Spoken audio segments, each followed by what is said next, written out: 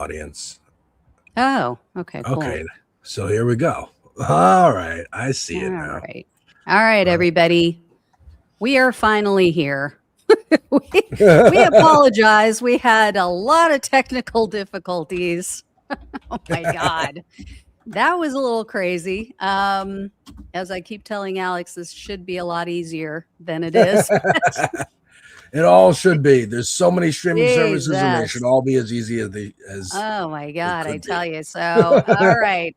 We got a couple people watching so far. I think we lost some people because we're so late. So It's sorry quite we're all right. starting late. We'll run 15 minutes late if that's okay with you, Alex. Can you Absolutely. hang for an extra 15? Okay.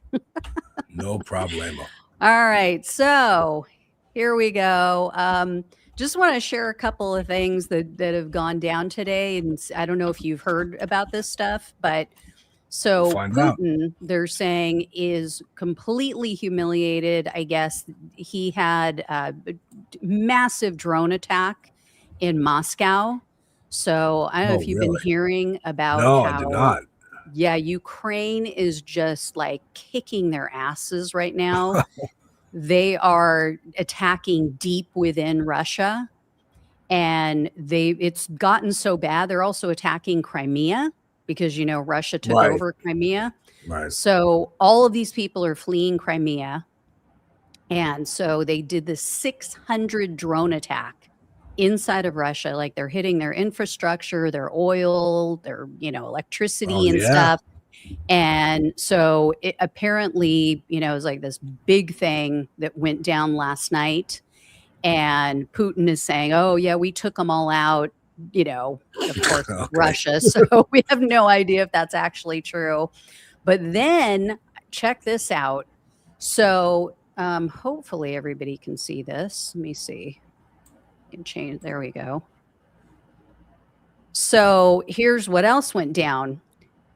Their troops, Russian troops, are threatening a mutiny. They are threatening to go after Putin and attack Moscow. So, I mean, pretty crazy. Here's what they're saying in this article. This was from the Daily Beast. They said a former Russian military officer has appealed directly to Vladimir Putin, warning the Russian leader of an armed uprising if the country isn't told the truth about the war in Ukraine. In an Instagram video that quickly racked up millions of views on Thursday, Alexander Lunin addressed Putin, warning of very serious consequences if his demands were ignored. So this guy is a 39-year-old father of two, and apparently he is saying that if in the near future he is not invited to go to Moscow to meet with Putin himself and speak with him, there will be attacks on the Kremlin. So these are Russians who are like sick of fighting? Okay.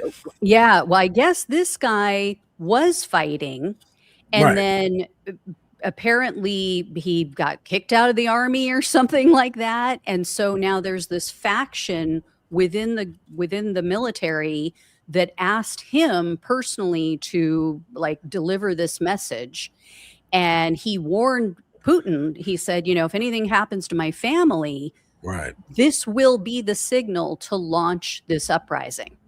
Okay. Well, now that you mentioned this story, I do remember a few months ago, sometime last year, that there were rumblings of discontent throughout the Russian military. They're like, this is going on too long. Yeah. Like we're not winning as easily as you thought, as you told us. And it's been 4 years. Yeah. And they're kind of like, whatever city they're in, they're like, this is my. Oops, sorry about that. They're like, sorry. They're like becoming warlords almost, kind of like these are my battalions, these are my troops, they follow me, and we don't trust you anymore. So you got to give us some assurances of how to move forward. And I guess now it's really breaking through, because again, the last time I heard about this was last year, and now you're telling me they're directly threatening Putin himself. Yeah. Wow. Yeah, so I guess they went to this guy because of, because of the fact that he had gotten kicked out, and they're asking him to kind of be the face of this. Right. And he's saying, people are pissed off. They want this to end. And like I said, if you don't end it, or at least, Right. tell the Russian people what the hell's going on, we're going to attack. Yeah. Like we're done with this shit. I mean, I'm sure the sentiment has been felt for a long time now because of how many millions of people have died in Russia.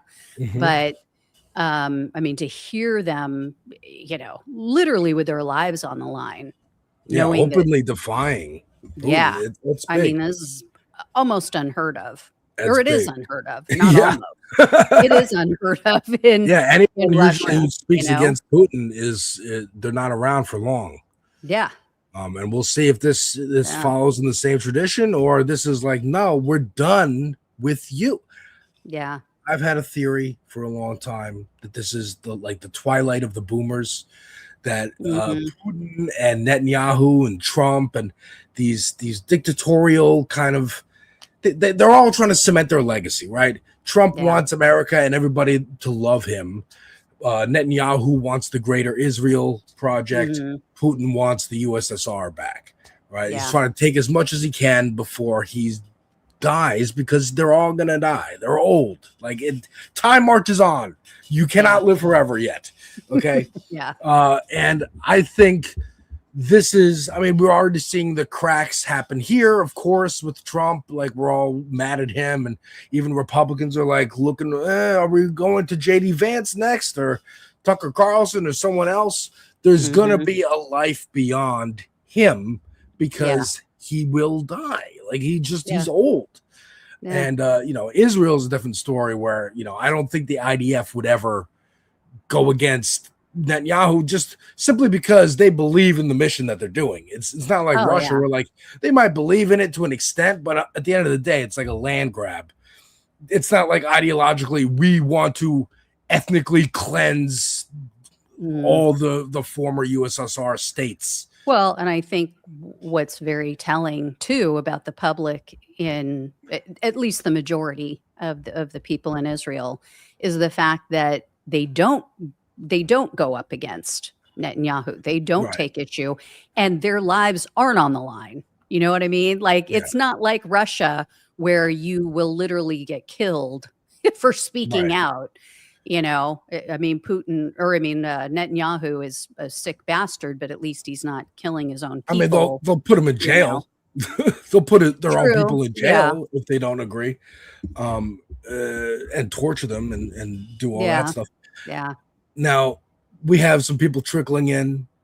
I think we should say officially, hello, welcome, folks. Hello, everyone. Gina had this great idea for Aunt Flo Fridays, graciously invited me to be a part of it. So this is an idea that we're just going to try every Friday and have a little news wrap up of the week. So hello, Etch. Hello, Natch. We got Todd, Dean. Hey, Dean. Dean, John Lithium, you. Rusty. We got someone, John from Australia. Yeah, all the way from Australia. In the house.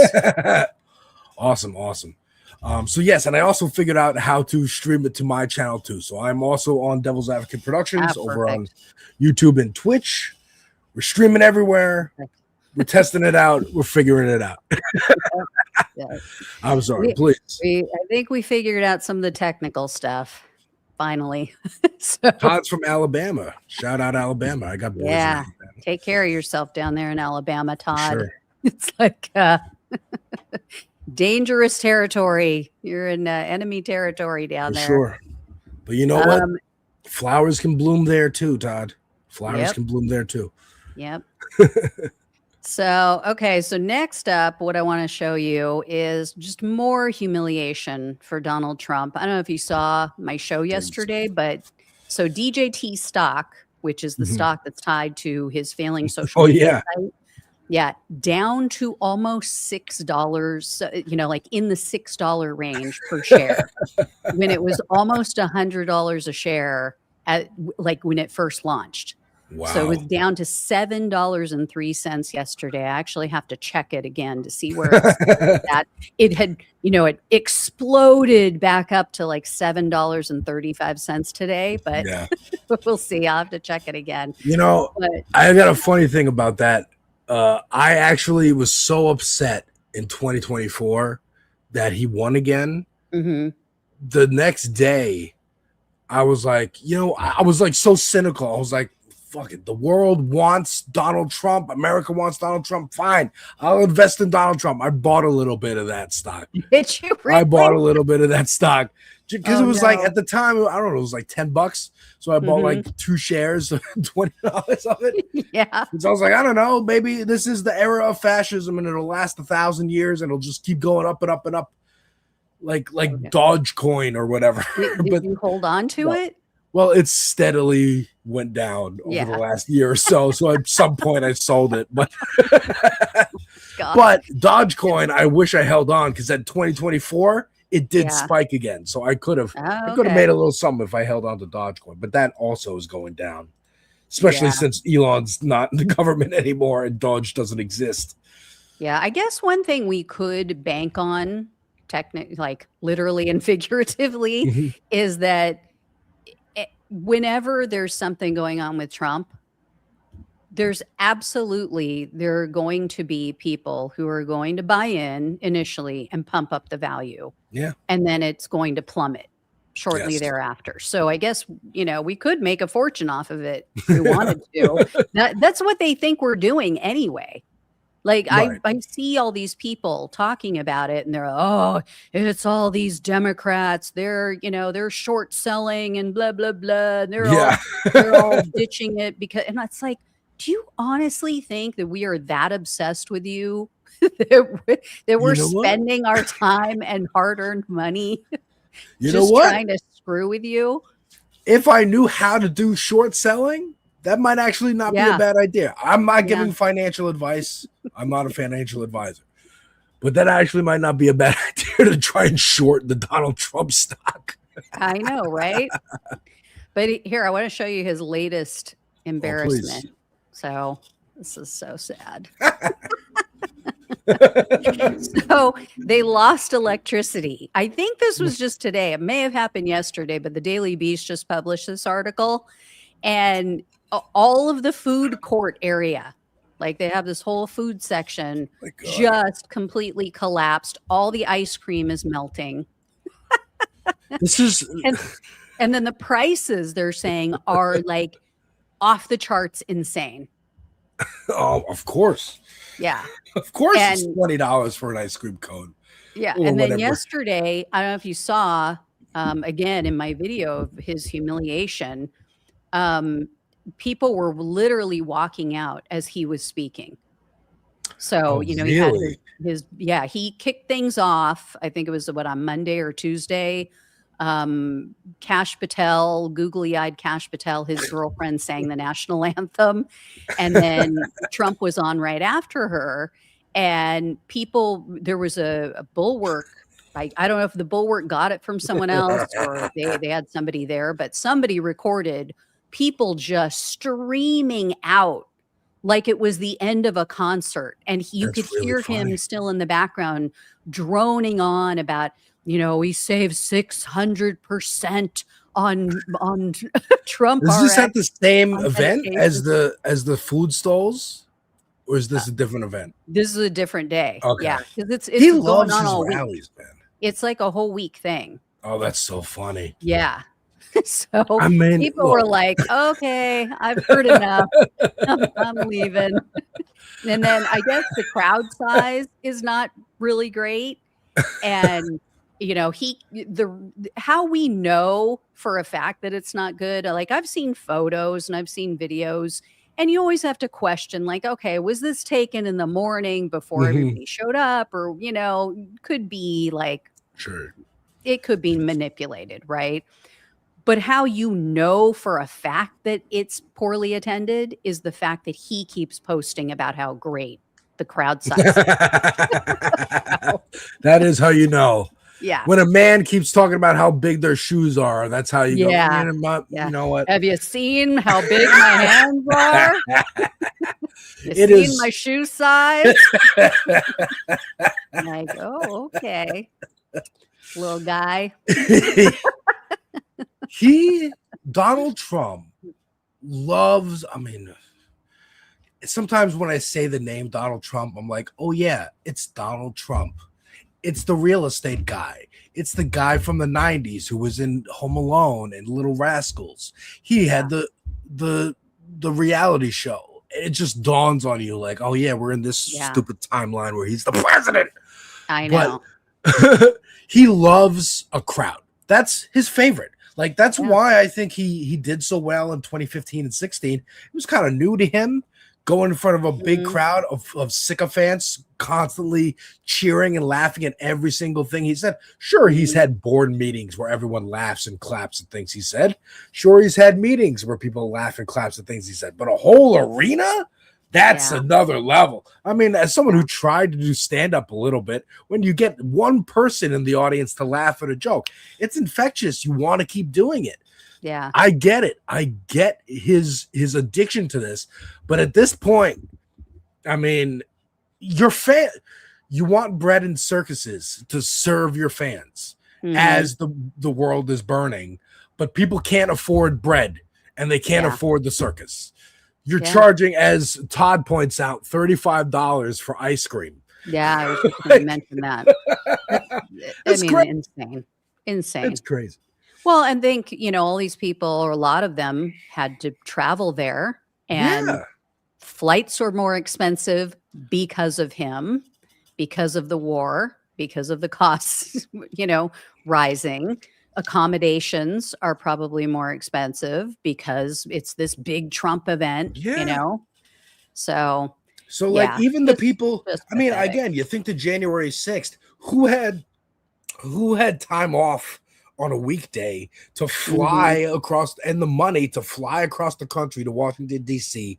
to go to what they thought was just going to be like a rally to protest like the counting of the votes for the election. And then to go break into the Congress and then bail themselves out of jail when they did get arrested. Like, it is. Well, I do know some of them were fundraising. Like, Charlie because I did cover famously all of the cases.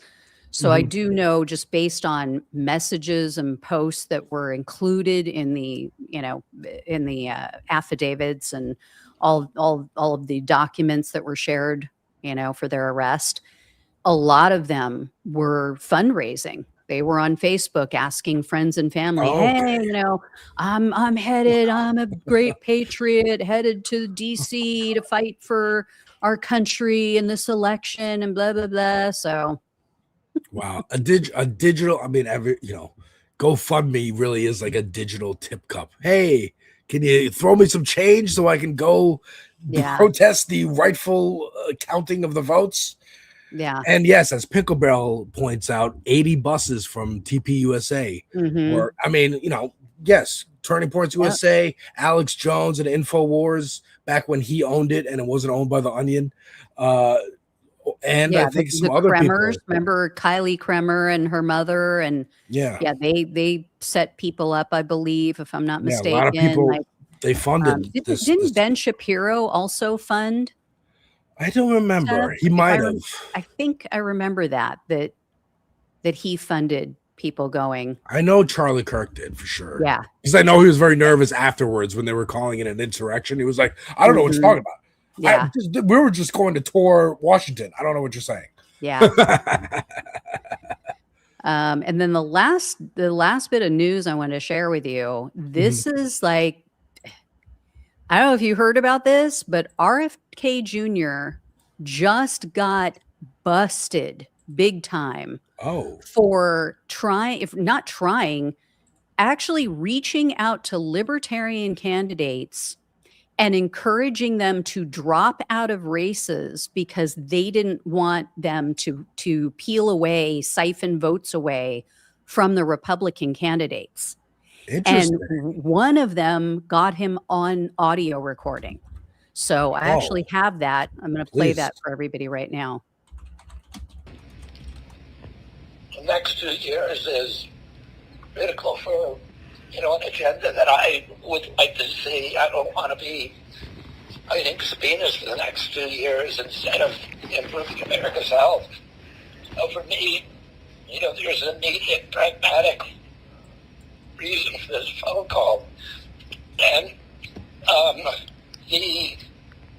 the question for you is not whether a Republican is going to solve any of the problems that you're dealing with, that you're concerned about, or whether you may be able to solve more problems in a different position. And in going in and winning 3 or 4% of an election. So that's just, it's a break. I admire what you're doing. I admire your idealism. And, but, ultimately you have to ask yourself the same question I did. Is it more important for me to run as an independent, make a point, or could I make an agreement that puts me in a position where I can make a real difference in people's lives? That's all. Oh. There may be something as you want to do in the federal government where you think maybe you can do more for people there than having a symbolic run and getting the Libertarian Party on the ticket next time, which are both admirable goals. So it's a personal issue. If you want to work with us, I will be your advocate. But, I'm not saying this is going to fix the country, because it's not. The two-party system is broken. That's why, I ran as an independent. But, at some point I made a pragmatic choice that I'd be more effective doing this than completing my election. So it's the same question for you. Okay, I completely understand your logic, and believe me, I'm very sympathetic to it. But I'm also just an Iowa boy, and I really have no idea. Like I said, I'm obviously not going to get a cabinet seat. I have absolutely no idea what kind of opportunities in Washington would be available to me. I've spent extremely small amount of time in Washington, D.C. Yeah. Well, I can't go into specifics because, there's legal prohibitions about that. If it's something that you want to work on together, there's other ways that you think you might be effective. Like I said, I will be your advocate. Wow. Yeah. Wow. Yeah. Well, as Natch put it, yes, the audio static comes preloaded for RFK. Yeah, I saw that too. It's already a staticky voice plus actual static. Right. Wow. So he gives up the game there at the end. Well, I can't really go into specifics because that would be illegal. So here's what this all pertains to. So there's a libertarian candidate who you heard in there with him named Rick Stewart. This guy is running for Congress in Iowa. And he said, quote, he was very careful about the words that he used, but the whole implication is you help us, we'll help you. They want to get me out because I might pick up 2 or 3%. And if I pick up 2 or 3%, they think it'll come out of the Republican pocket, which it will. Right. It absolutely will, right? Because, Democrats don't really align. Libertarianism there's there's a few things that progressives align with libertarians on, like no, surveillance state and stuff like that. But but that's the name only. Like, scratch a libertarian, a fascist bleeds. Like, right. It's the same ideology. Yeah, I don't want surveillance. Why? Because I don't want anyone knowing all the CSAM material that's on my laptop. Like I want to Sure. lower the age of consent laws.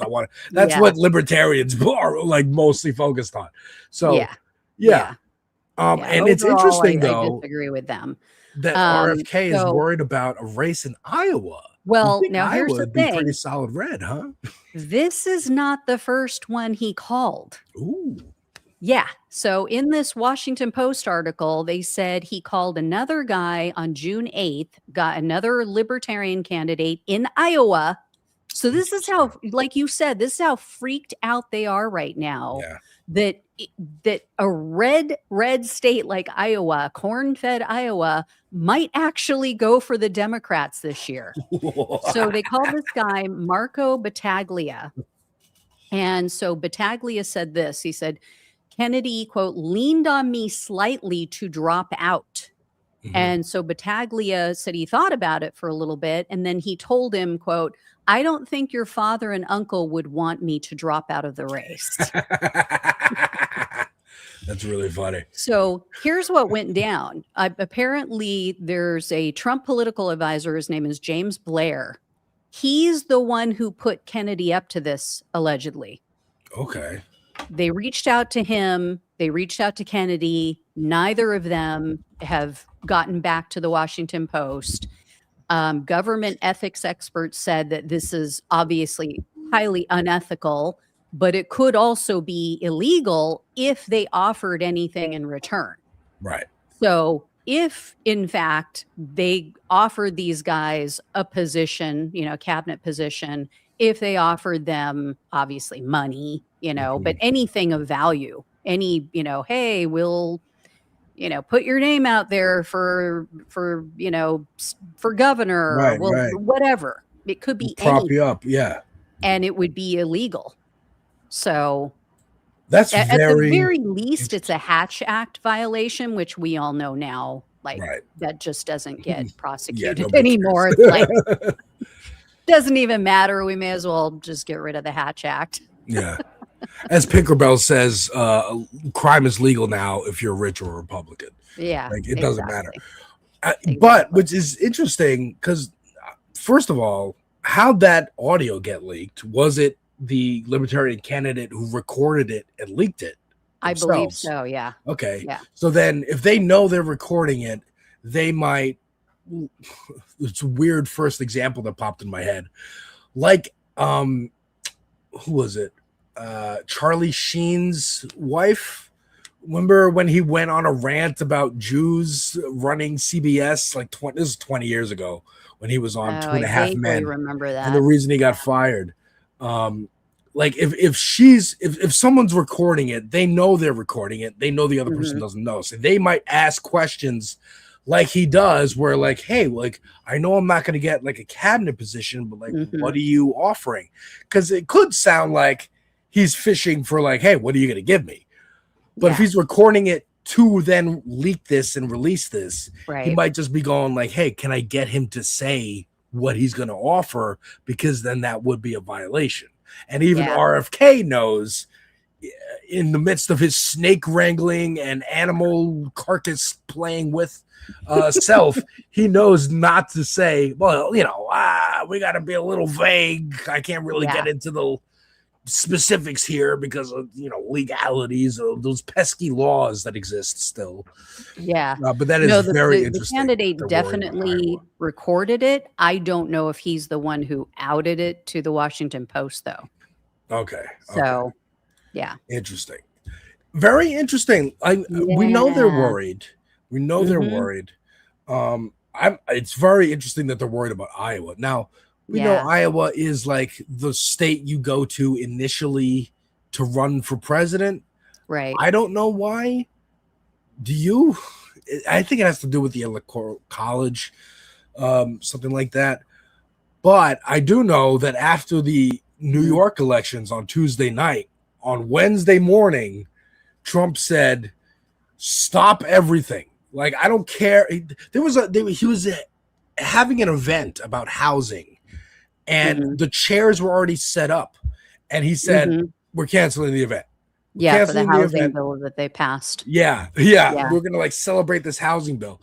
Yeah. And he said, cancel everything. I don't care. I just want the SAVE Act, the Save America Act, which is the Anti-Voting Rights Act. Yeah. Because they're terrified. Basically a bill or what they want to pass so that women can no longer vote. Right. You know, especially women like me. Like I am the poster child against that SAVE Act. Right. Because number one, I was adopted as an infant. So I don't have an original birth certificate. Oh, right. Yeah, I have like the black and white. I forget what the name of it is. But it's not. Is that a cat or a dog behind you? That's my dog, Rune. He's getting cozy. So cute. He's getting cozy. So yeah, I don't have the type of birth certificate that you need to get a real ID, because I tried. I went down, brought what I have, and they're like, yeah, we need a birth certificate that has a certain like code on it, like a certain set of numbers and letters. And so I was like, okay, well, I don't have that. And I was born in another county, which is, you know, like an hour and a half, 2 hours away on a good day without traffic, you know? Yeah. So if I have to go get one, and I don't even know if they would even be able to give me. If they have the records, if it even still exists. Yeah. If they're even legally allowed to give it to you, like you're saying, or they'd have to give it to your biological parents. I could take off a whole day, drive out there, stand in line, and they just tell me, sorry, that what crazy. You have is all you get, right? And so, and then to make matters worse, when I got married, I hyphenated my last name. Right. So nothing matches. And that's the whole language of the bill, right? Is they want your name now has to match the name on your birth certificate that has the correct code on it. I don't think they spell it out in the bill. I think what it is they say, okay, the only way you can vote is you have to have a real ID. You can't just use like a regular driver's license, or you have to use or you have to get a passport, I think. Oh, that's crazy. So yeah, a few different ways, but everything is like time, money, more hoops and more hoops, especially for women, especially if you're a married woman, if you changed your name, especially for me because I was adopted. So it's just like, and I tried to, because I see Pinkerbell. I'm in California. You can request your documents online, not if you're adopted. So I went on. That's the first thing I tried to do because I saw when I looked up, trying to get a real ID, I tried to do this like literally just a year ago. And I tried to request my birth certificate through their online system. And they were like, nope, sorry, you're going to have to contact the local office. Yeah, and see what you can do. Because the crux of what this bill is yes, we want to like screw, maybe black people who can't have don't have birth certificates because of systemic racism and just paperwork that didn't exist then. We want to disenfranchise women, especially because women don't usually vote for us, or they do. White women do typically vote for Republicans, just in less numbers than straight white men. So what they want is the straight white man of the household to be able to vote. They've been talking about that openly. Maybe we should just have one vote, one household. The man decides what the entire house is going to vote for. And we even had those I remember those ads when Kamala was running that was like a bunch of white people going to the polls and the women kind of like nudging each other. Like, we're going to go in there and vote for Kamala. And then when we come out, we're going to tell our husbands, yes, we did the right thing for America, blah, blah, rah, rah, rah. Basically trying to say, hey, women, your vote is your vote. Don't worry about it. Like, appealing to women in abusive relationships. Right. But now the Republicans are like, well, no, you don't even get to do that then. How about that? How about fuck you? How about no more voting at all, period? And that's why they want to pass the SAVE Act, because then passing this act would then just allow the rampant abuses to be even more, right? So like whatever they're doing now to disenfranchise you, then they can legalize that, and then they can push it further with more illegal stuff. It's always like a little here, a little there, and before you know it, I mean, that's been Trump's whole presidency, or not just his presidency, but since he launched his first campaign. It's just a little bit and a little bit more and a little, and like it's the boiling the frog, you know. Yeah, I mean, I think realize how far it's gone till it's too late. Matter of fact, I'll send you this clip just because it's pertinent to what we're talking about right now. JD Vance was on some podcast or something talking about Nixon. And I don't know if you saw this here. I'll send it to you in the private chat. I saw a bunch of backlash to it, but I didn't look into it because I was too busy. So throw this up because this is exactly what you're talking about.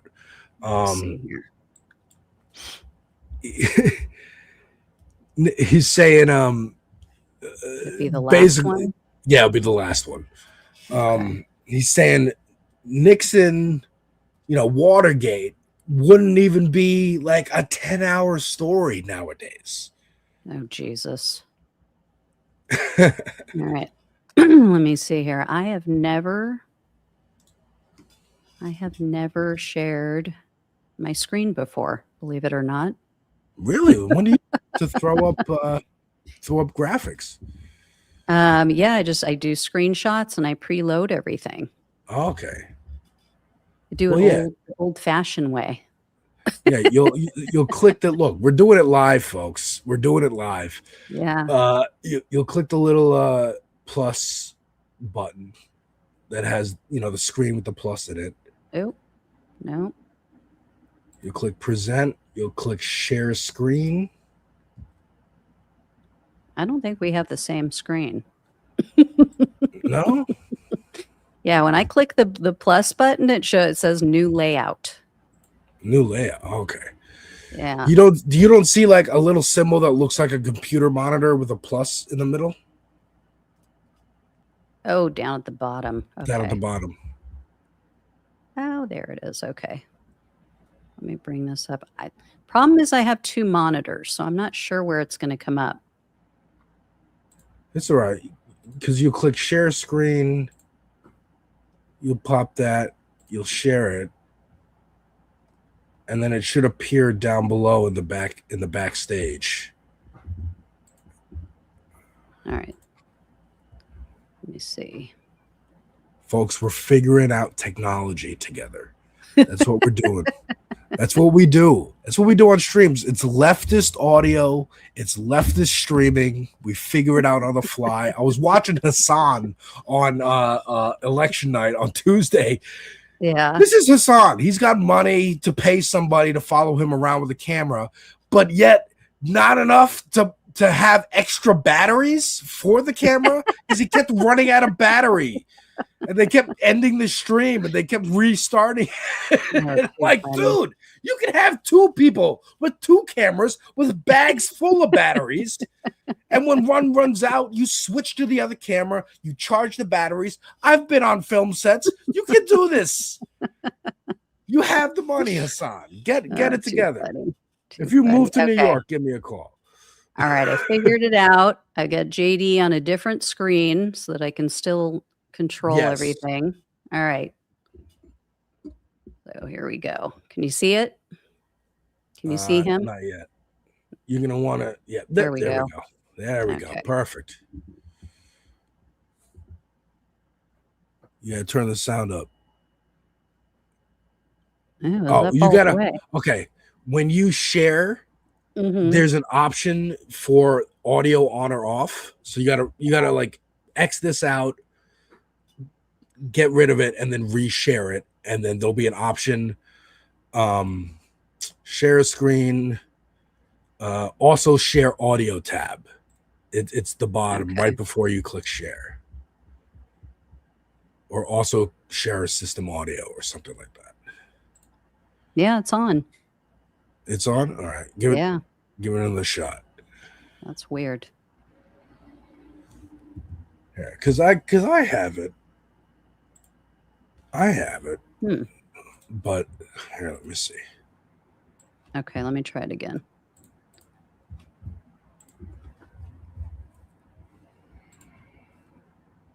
Check.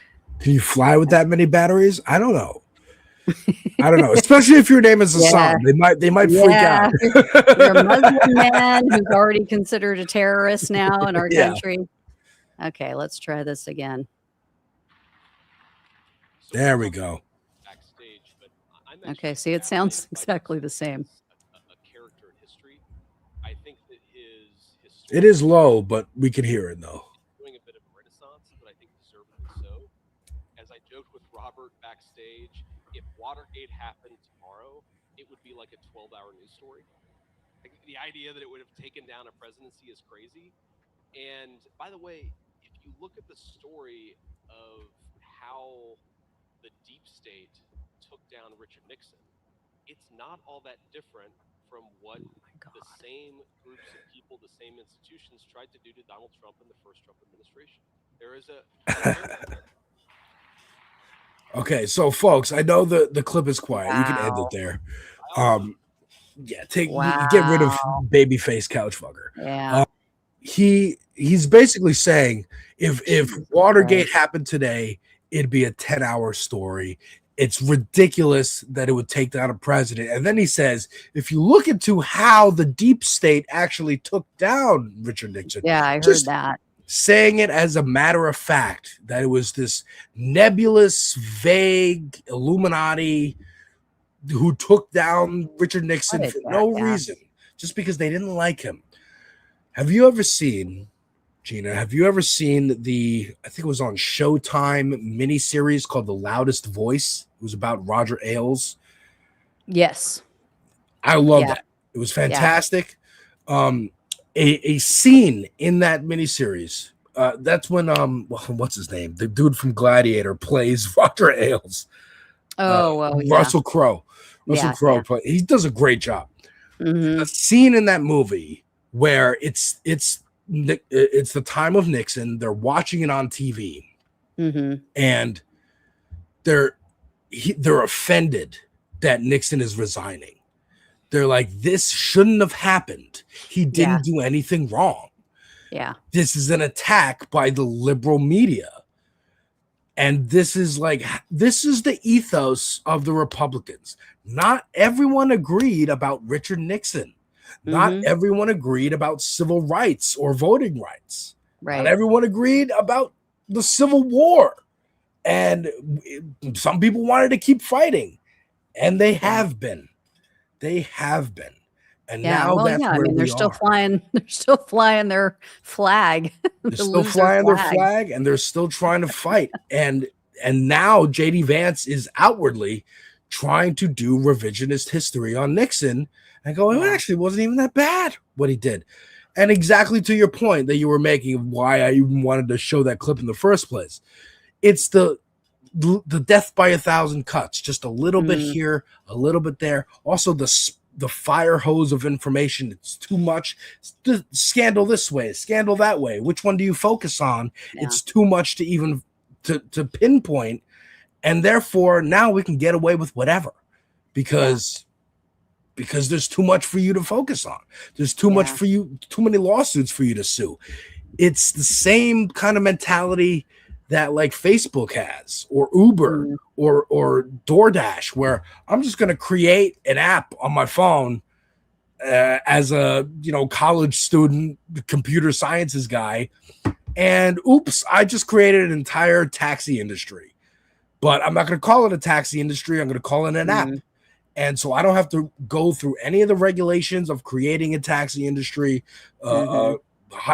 classifying employees as employees. They're users of my app. If they happen to make money, good for them, but they're just using my app. I'm an app creator. I'm not creating a national taxi service, which is what Uber did, or creating a national delivery guy service, which is what DoorDash did. It's what was the tech ethos of break stuff and ask for forgiveness later, because if you break stuff and people like it, then people like it. It's here, it's too late. Now Right. everyone else has to adjust to you being here. If you ask for permission, they can say no. Right. It's also a Right. very like rapist mentality in general, also, which also goes into the ethos of the It is a little Republicans. rapey. Yeah, ask for permission. I they think can we say all no. feel violated by these companies. Exactly. Yeah, and and I wouldn't read too much into him getting applause. I mean, that was at the Nixon Yeah, Library. it was literally at the Nixon Library. Yorba Linda, California, where I lived for over 20 years, and highly, highly conservative area.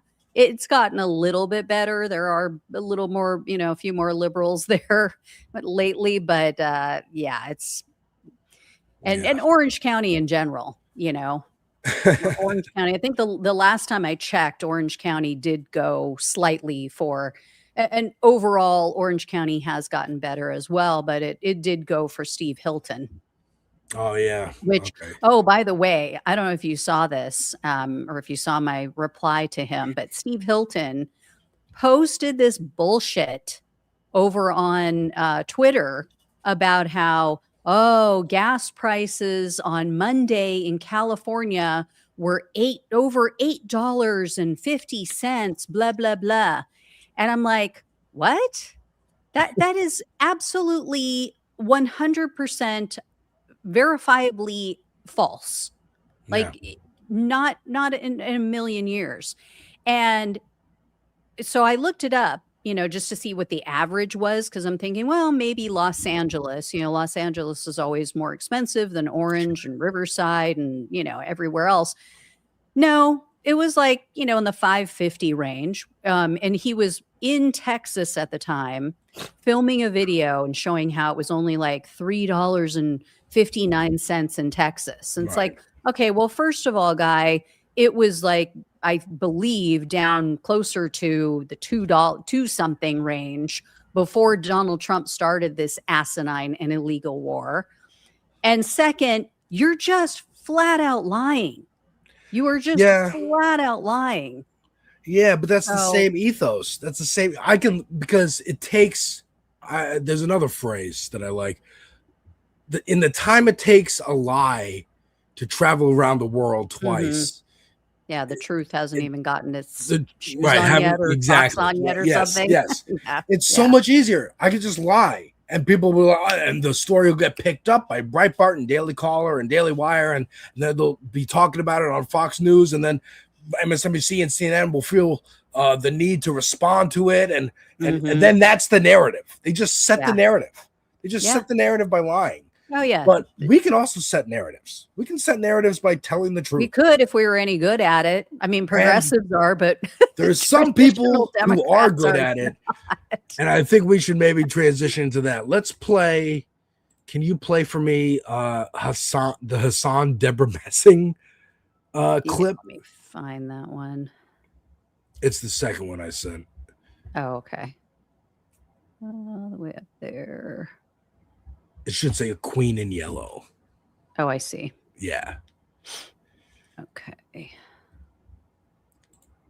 Because, yes, we had an election here. Actually, I think there were elections across the country, but here in New York, the DSA, most of the slate won, most progressives around the city and state won. And if they didn't, even in the losses, there were closing of the gaps. I like to point out to Lindsey Boylan, who I went and canvassed for, and who showed up on my show a couple times over on this space.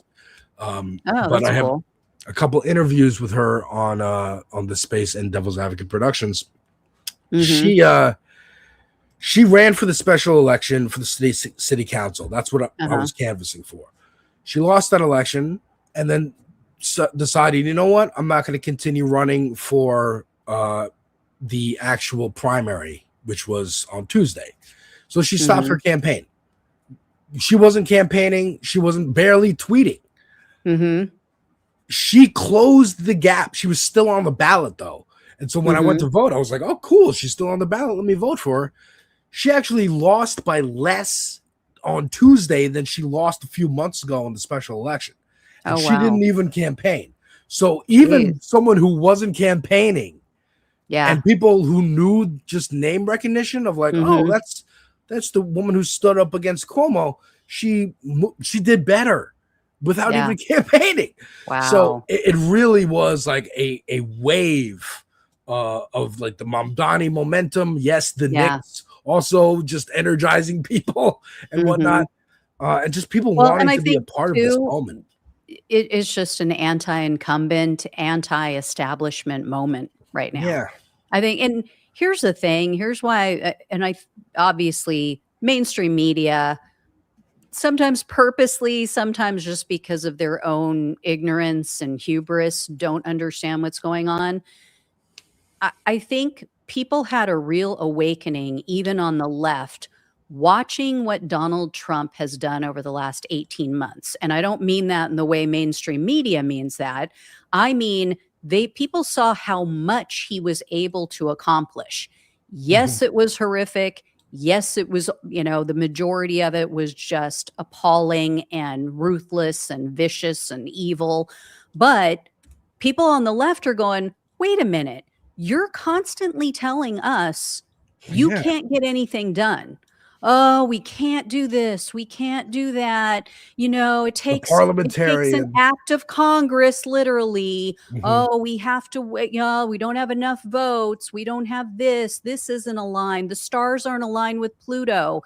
All these excuses. And yet they see Donald Trump come in and he's just like a freaking, I don't want Muslims here anymore. Closed it all off, arrest them all. I mean, he just like, I'm going to do this and I'm going to do that and I'm going to sign this executive order and I'm going to make this happen. I'm going to make that happen. And then people on the left are going, okay, well, why can't Democrats do that? Yeah. Why can't they do that for good? Why can't they use that superpower, apparently, the bully position, to just steamroll and put things in place to help us? To help average, hardworking Americans. And there is no reason other than the fact that they just don't want to do it because it will piss off a lot of their corporate donors. Right. And so I think people are looking at this and going, yeah, it actually can get done if you just have the will and determination and you're not bought and paid for. So you guys are full of shit. And the only other alternative we have right now are these crazy leftists, these crazy commies. Yeah. Who just happen to have been right about almost every domestic and foreign policy issue of the last 20, 30, 40 years. Yeah. Maybe we should actually listen to those people. It dawned on me. I'm sorry, go ahead. Oh, sorry. I was just going to say, and I would encourage everyone, like if you're talking to someone and they say, oh, communist this and socialist that, ask them, what is a communist? Yeah. And then just stop. Don't say anything else. This is where people go wrong in conversations or when you're having a debate. You will get more out of someone by not talking. You will get them to have to come to an answer, come to a conclusion, and change their own mind in real time by you just posing a question and letting them ruminate on it. Because they will realize, actually, you know what? I don't know what communism is. I don't know. If they have an answer for you, you go, where'd you learn that? Where'd you hear that? Yeah. Where'd you get that? Or you say, let's look it up. Let's see if you're right. Yeah. And then you just show them. Most of the time, what they're defining is fascism. Yeah. Yeah. They're defining authoritarianism. They go Venezuela. They'll give you they'll give you some vague answer, maybe. Yeah. But they can't literally tell you how the mechanisms of government work in communism. Look, how corporate ownership works in communism or in socialism. They don't, and there is a little bit of overlap on the two, but there are two very different platforms.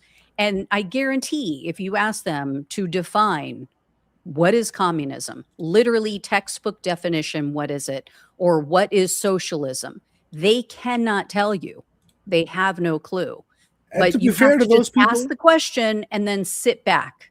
And fair to those people, neither could I. I couldn't tell you either. I don't really know.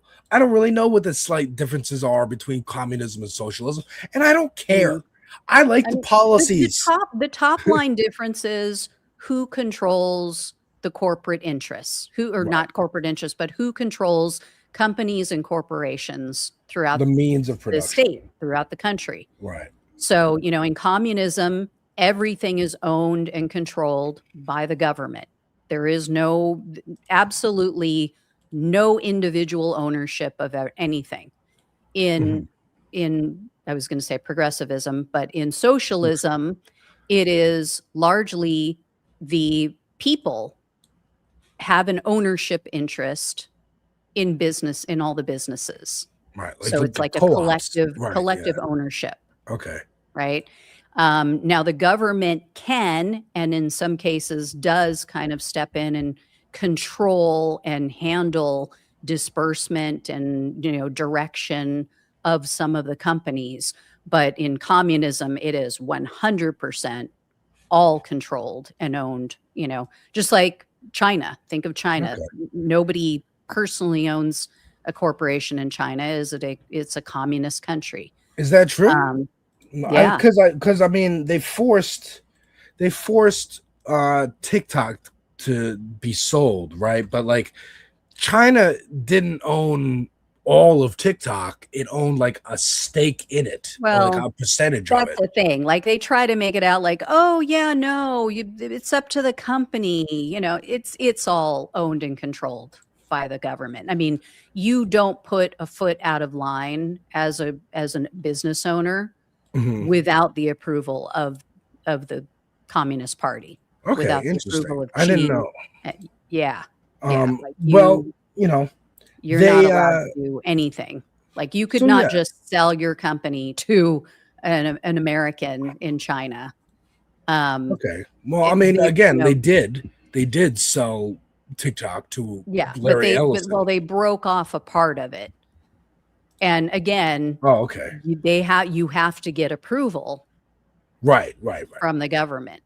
Okay, interesting. Yeah. So, but in socialism, it's more that, we, the people, would all have an ownership stake. Basically, we collect, everything is dispersed and fair. And so, and then there's the break with democratic socialism, which is more, just like it is now, everybody owns their own companies and corporations. And, we, the people, don't have a stake in, Bob's Plumbing down the street. Like we're not owners in the company if we work for it, but the government provides a certain social safety net and makes sure that everyone is taken care of. Everyone has their basic needs met: healthcare, childcare, paid time off, sick leave, maternity leave. Right. So, I wouldn't mind a little bit of I wouldn't mind a little bit of communism. I've had this idea of Amazon, how Amazon started as an online book retailer and then somehow became online version of like Walmart, but also a movie studio and also a music platform and also a streaming platform with Twitch. Like it just kept buying the competition or destroying them. And I wouldn't be, I think that, definitely we need anti-monopoly rules for sure. To break these up, but I wouldn't mind the government being like, look, Amazon, congratulations, Mr. Bezos, for creating a very well-oiled online store that rivals even the USPS. Guess what? We're taking that from you now. You can have a movie studio and a game studio and Twitch and music. You can be an entertainment industry. We are going to take over your website, Amazon. It's going to be the new like U.S. Post Office website where you go to U.S. Post Office. It looks just like Amazon. You can go to all the stores, fill up your cart, buy whatever it is, get it delivered. But now all those Amazon employees in the warehouses, they're all official government employees of the post office. They get health benefits. They get breaks where they can actually pee and go to the bathroom instead of peeing in bottles. And they get benefits and fair pay and all that stuff. Like I wouldn't mind a little bit of that communism going on. But yeah, if we want to play this clip from Hassan, which was retweeted by Deborah Messing, who has been losing her mind. Oh, is she like an MSNBC lib or something? She is. Israel broke her mind. She's a Zionist. That's right. Yeah. So yeah. Okay. So check this out. This was from the live stream that he was doing on Tuesday during the election. Okay. And as it was happening, I knew somebody was going to freak out. I didn't know it was going to be her. Okay, let's see here. There you go. Richie Torres, I know you won tonight. I didn't even look at your race. You probably won, you piece of shit. Remember, I was coming for you, but you got lucky this time. But I'll see you in 2. I'll see you in 2, motherfucker. I know you stopped talking shit. I know you stopped talking about Israel, Richie Torres. What happened? I'll see you in 2 years, motherfucker. Just wait. Richie, I'm coming for you, Richie. I'm coming for you, too. This is our city. You can be sweet. Sit on that fucking seat for the next 2 years. So just pause it and leave it up. Too, Richie. Okay. I hope you remember that. So he's saying Richie Torres was going to get primaried. Zoran went to the DSA and said, not right now. Not right now. And that was a controversy a couple months ago. After this big win here in New York, I think we all understand the strategy there. We're not going to don't start a big fight before you've actually proven that you can govern. He has like 100+ days in office now. Potholes are fixed. We got universal child care. He literally yesterday just got the rent freeze that he promised 2 days ago on the 4th anniversary of Dobbs being overturned, Roe v. Wade being overturned. Him and Kathy Hochul have expanded I actually have it pulled up here. The New York, on the anniversary of Dobbs' decision, Governor Hochul and Mayor Mamdani announced major expansion of the abortion access hub. So New York has an abortion access website where you can get resources and find, your local providers, stuff like that. They've now expanded this to be nationwide. So if anywhere in the country, if you need help getting healthcare as a woman, then you can go to New York's website and they will show you locally wherever you live and help you do that. So again, just doing good governance is all he's doing. It's not even spectacular. It's not amazing and groundbreaking. It's just decent, good governance, and people are freaking out. And now Hassan is, he's like, hey, we backed off of you, Richie. Right. And now, but in 2 years, you're up for election again. So we're coming for you. And Deborah Messing, her brain has been broken, is going to threats against a government official. Oh, trying to tag the FBI, trying to tag the new NYPD. I mean, who needs MAGA when we have libs like this? With Democrats like this, who needs Republicans? Jesus Christ. You got MAGA turning us in. Oh, they're threatening Trump 86-47. And then Deborah Messing is jumping. I mean, Jesus Christ. Wow. In the midst of those poor folks in Texas who were protesting an ICE facility getting charged 50 years in prison for graffiti. Putting off fireworks, they are trying to make examples of people. I wouldn't be surprised if they are gunning for Hassan. Here's the thing, and this is what I posted on Twitter about that. Next Dem president will give them a pardon, just like Trump did. They better.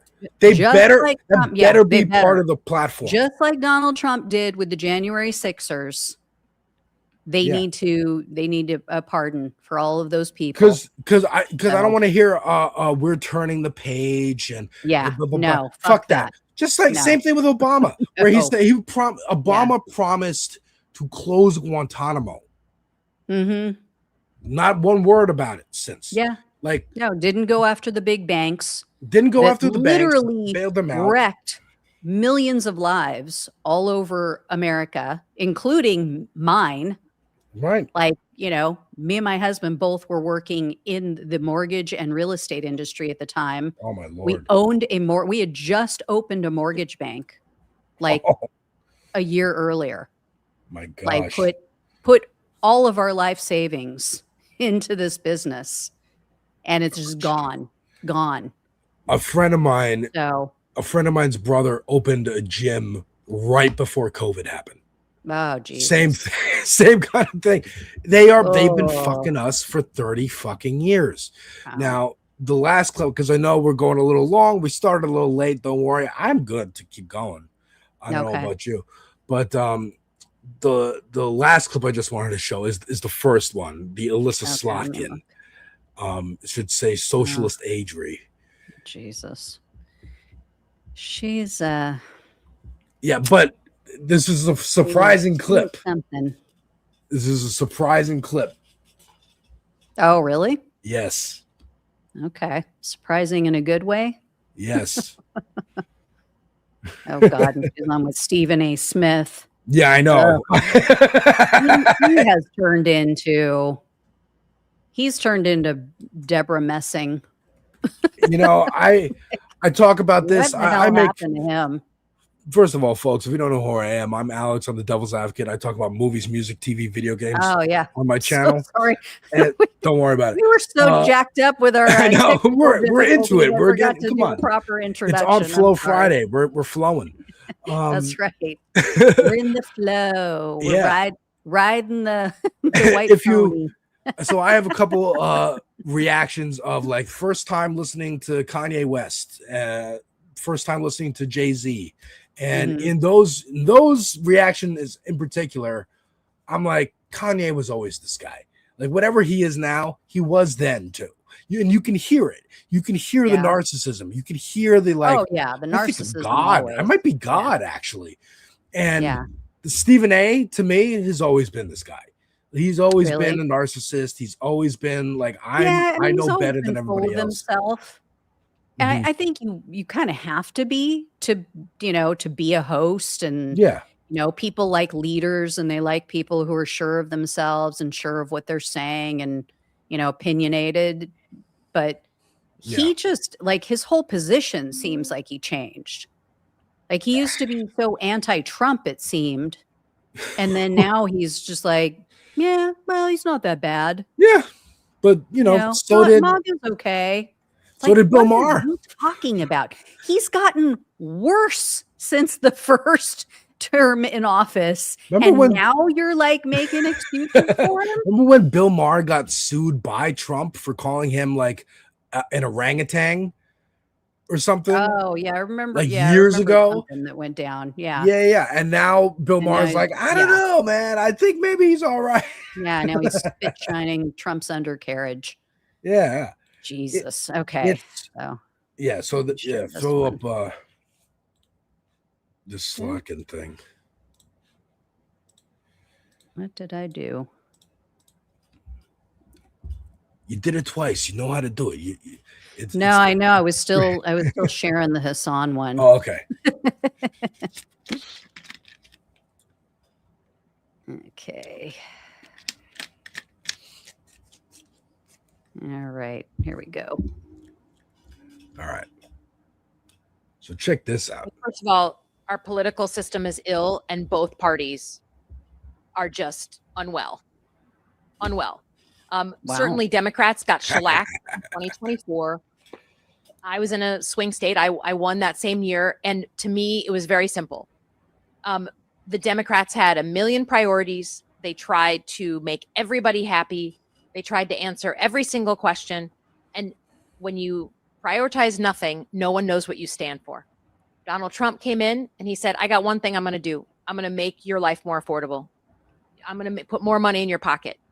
And he won because he kept it simple and he focused on the primary issue that the American public actually wants answers on. Democrats got shellacked, and we haven't fully gotten back on our feet since then. There is every single day, a debate going on in the Democratic Party. And for me, this is why I'm a big believer in just new leadership, significant change. The old models do not work for people, and that includes in the Democratic Party. When you say new leadership, what do you mean by that? It's So, you're not just talking about Trump being out of office. You're talking about new leadership within the Democratic Party as well, are you not? absolutely. Yeah. Absolutely. I mean, I think since Biden was in, like, we need new leadership in the White House, the House, and the Senate, and on both sides of the aisle. That includes Democrats. Okay. And I think we have literally found ourselves in a situation where we just don't have people who understand the moment and understand what leadership means. That you chart a course and you explain to people, how are we going to get from this dark moment to a better place, instead of just circular firing squad, Right. you know, dem on dem violence. No one is talking about what they want to do. And that to me is a fundamental of leadership. Now, Senator Slotkin, you do know, I want to make sure that I give you cover here. Let everybody know. Let me make sure you're clear. When you talk about new leadership, well, Hakeem Jeffries is the Democratic leader in the House, and Chuck Schumer is the Democratic leader in the Senate. When you talk about new leadership, that would mean they're out in favor of somebody else. Is that what you're saying? I'm saying if people can't understand that the game has changed, I mean, you're the sports guy. If people can't understand that the game has fundamentally changed and they can't adapt, then they need to let others lead. Wow. Isn't that amazing?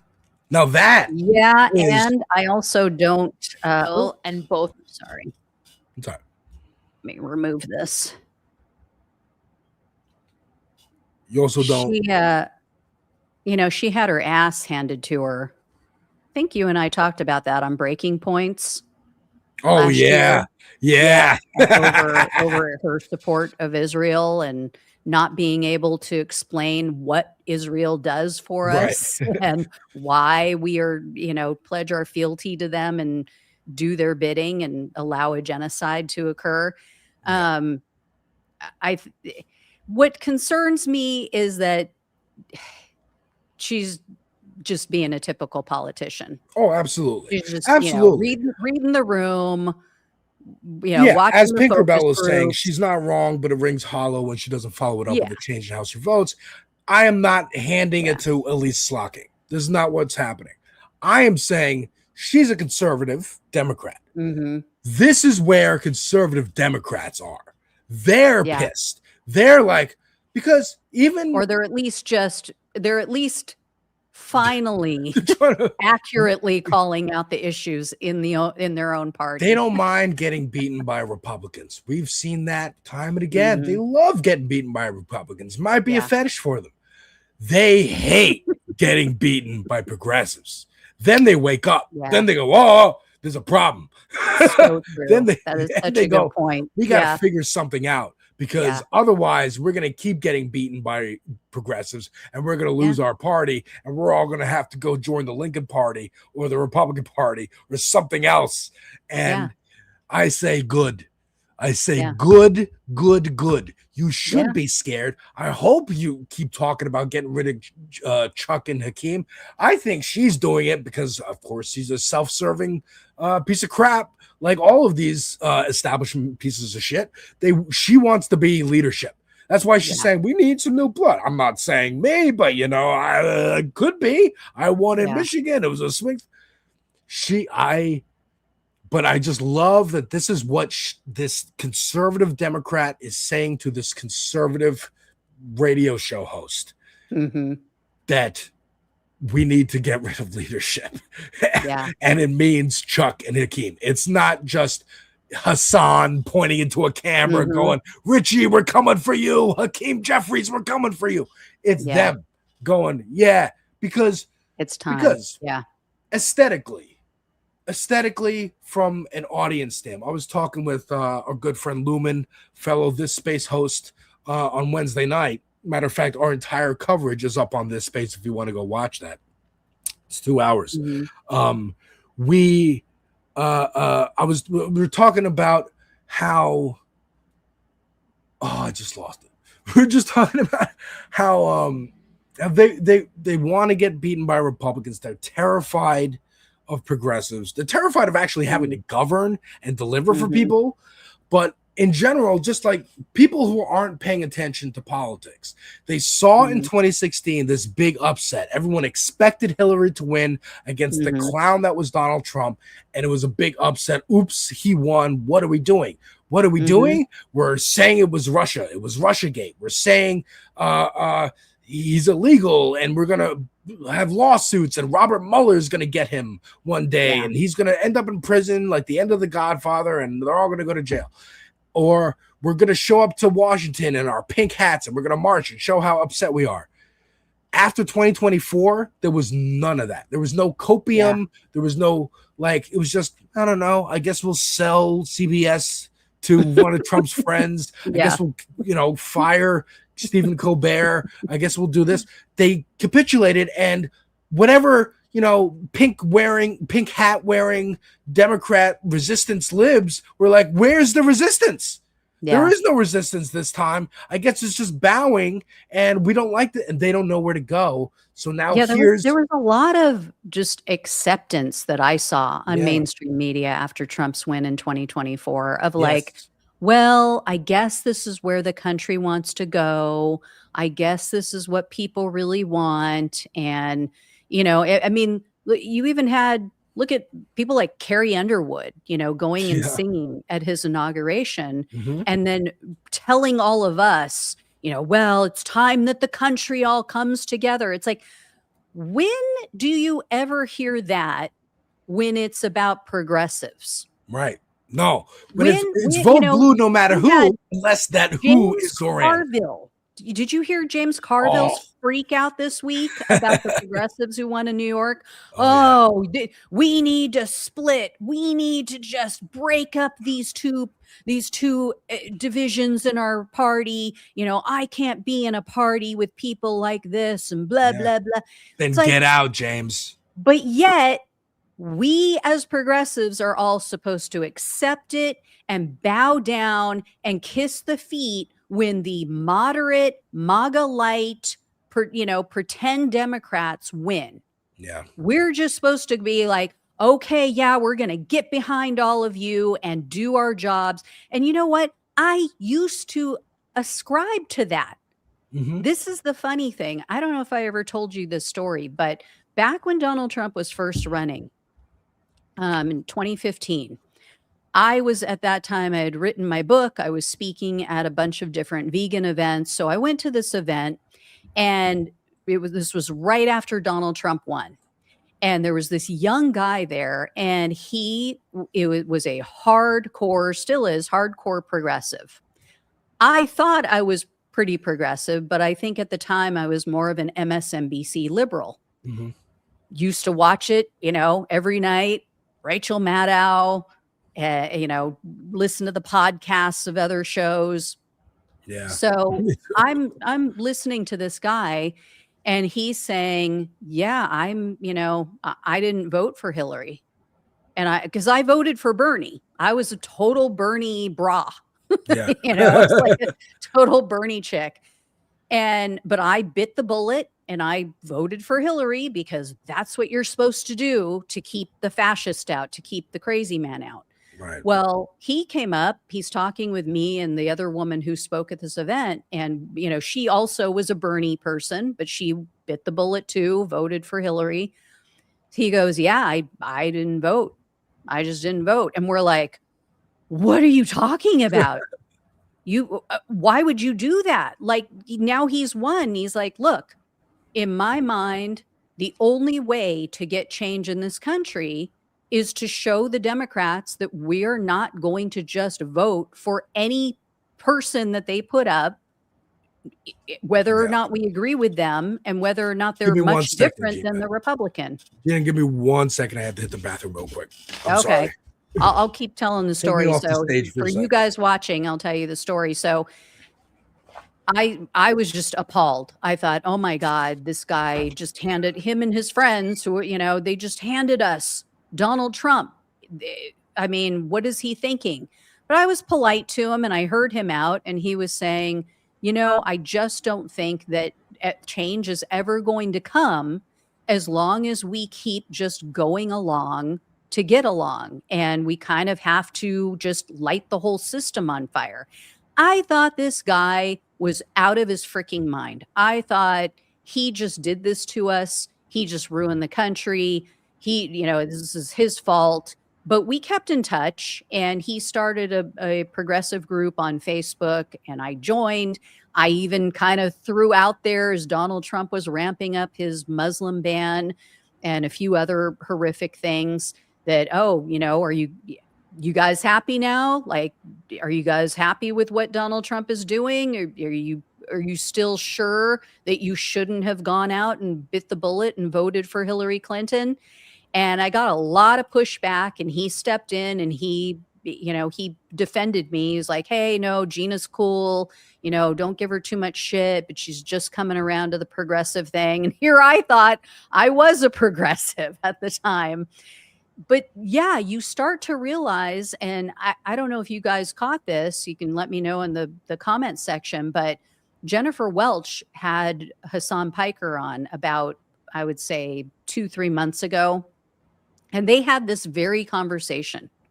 And he asked her, because she's always just votes blue no matter who, does what I did in 2016, bit the bullet, voted for Hillary, bit the bullet, voted for Biden, even though she was more of a Bernie supporter. And he said to her, do you think that makes the Democratic Party take your vote for granted? And it was like you could see the reality just wash over her. And she realized, yeah, that's exactly what they do. And this is why Donald Trump has been able to co-opt the Republican Party in a way that a progressive has yet to be able to co-opt the Democratic Party.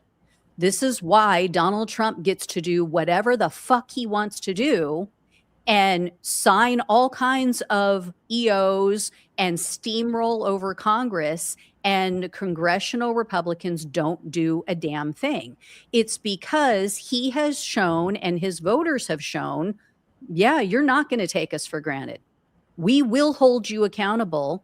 And if you don't put up candidates that we want, who are going to do what we want them to do, then we are not going to vote for them. We are okay with losing.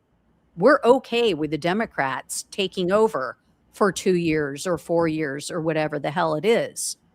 On the Democratic side, we could use that same power for good.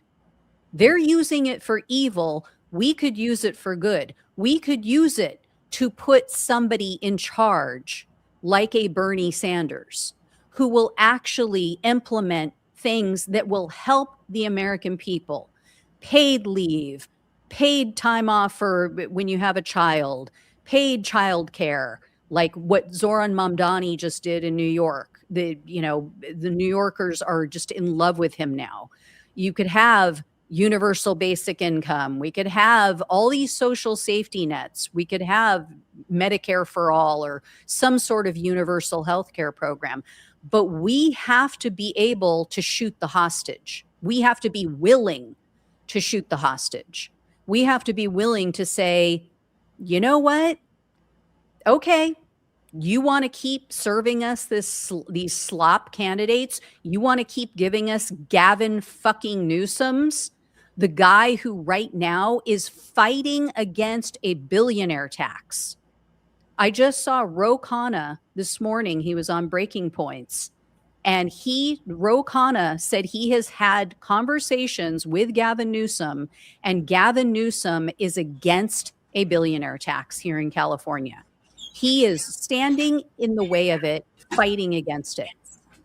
So, that's who he is. He is always going to side with the billionaire class. He's always going to side with the big money donors. He is just the typical corporate Democrat who's never going to be for progressive values. And he pretends, he nibbles around the edges, and he pretends, hey, Alex, welcome back. Hey, sorry, I had to run out. Yeah. No worries. But yes, I was watching the whole time. I used to think like that. I was Jennifer Welch. Yes. I 100%, we were on the same track. Like, don't rock the boat. Don't, oh my God, you have to go and vote because I'm so afraid of who might get in. And then look at what happens. We end up with Donald Trump twice anyway. Yeah.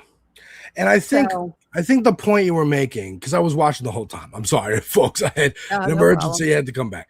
Now, I think the point you were making about, we have to be willing to shoot the hostage.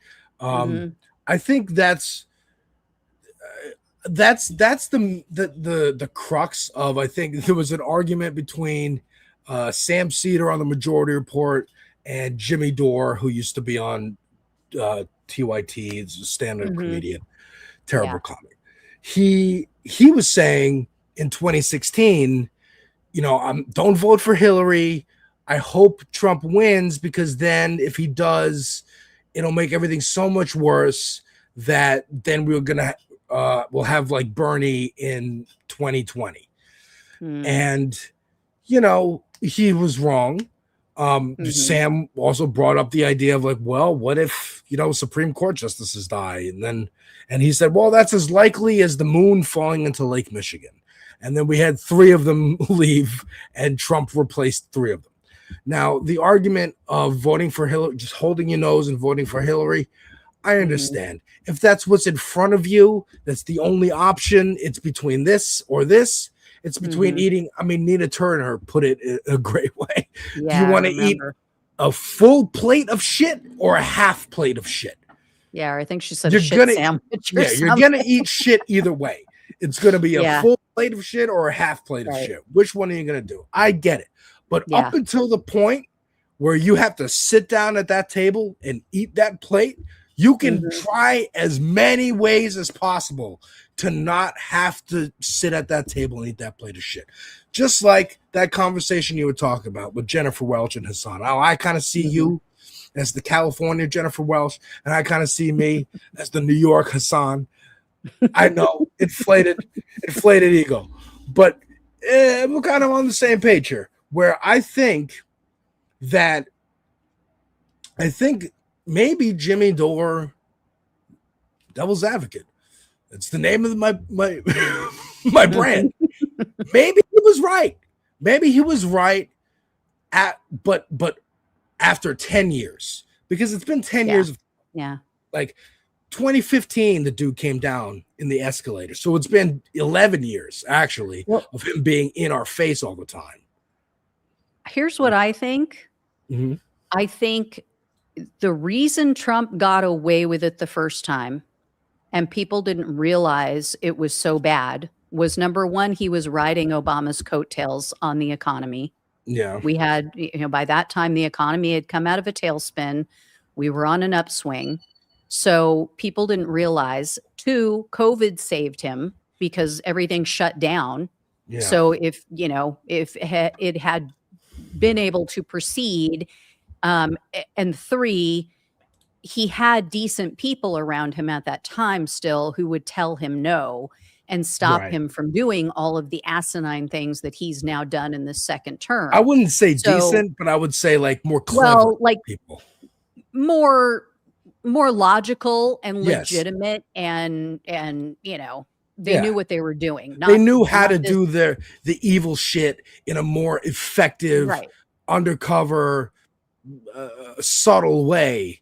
Yeah. So it's not as blatant as Elon literally walking into a government building and unplugging They weren't willing to stuff. let him just do evil and illegal things. They weren't willing to just let him burn the whole thing down, upend the entire global economy on a whim. They were willing to stand up to him. They understood enough and were knowledgeable enough to know, if he does XYZ, it's going to lead to catastrophe. And these people that he has now are just the biggest freaking morons on the planet. Yes. So, and they're the biggest kiss asses. So they just let him do whatever the hell he wants because they don't, they want to. Because they're not letting him. They're there at his behest. Yeah. And they're all grifters too. And they want to get their little cut and they're making money off of all the insider trading and all the other crap. But I think that's why he got away with it the first time. Whereas this time, there is no cover. And Yeah. I said the day after he won the election, he's going to have to show his work this time because the entire government is Republican controlled. So whereas in the first time, it wasn't this bad. Republicans weren't willing to just bend over for him like they are now. That was another factor. But here's the thing, and I did see someone in the chat say, accelerationism doesn't work in their opinion. I used to be of that mindset. I'm not necessarily an accelerationism, proponent, but here's what I think. I believe I know this based on what we've watched over the last 10 years. If we keep putting up these milquetoast, feigned helplessness victims, like we see, like these corporate Democrats who don't want to upset. And somebody in the chat said, "Lady, do you think you could do better?" Yes, I absolutely do think I could do better any day of the week. All Any of us could fucking be a day of better the week. president than I Trump. would do exactly what Donald Trump has done over the last 18 months, but I would do it for you. I would do it for the American people. I would do it to help people, not hurt people. So that's the difference. But thank you for the question. Anyway, here's the thing. These moderates and these corporate-owned Democrats do not, thank you, Pinkerbell, Gina 2028. So they are making the issue worse. They are actually turning people toward Donald Trump because they don't do anything for the people. They don't help people. They don't make their lives meaningfully better, substantially better in any meaningful way. And so what ends up happening? People get more and more desperate, and they are willing to go for the fascist. They're willing to take anyone who throws them any kind of line that, I'm going to do it for you. I'm going to do something. Yeah. I've said this before on the show. They're a drowning person, and they're going to go with anyone who throws them a life vest. Yes. Anyone who throws them a flotation device. And we have to make sure that we are there too with the flotation, because that's what Zoran did.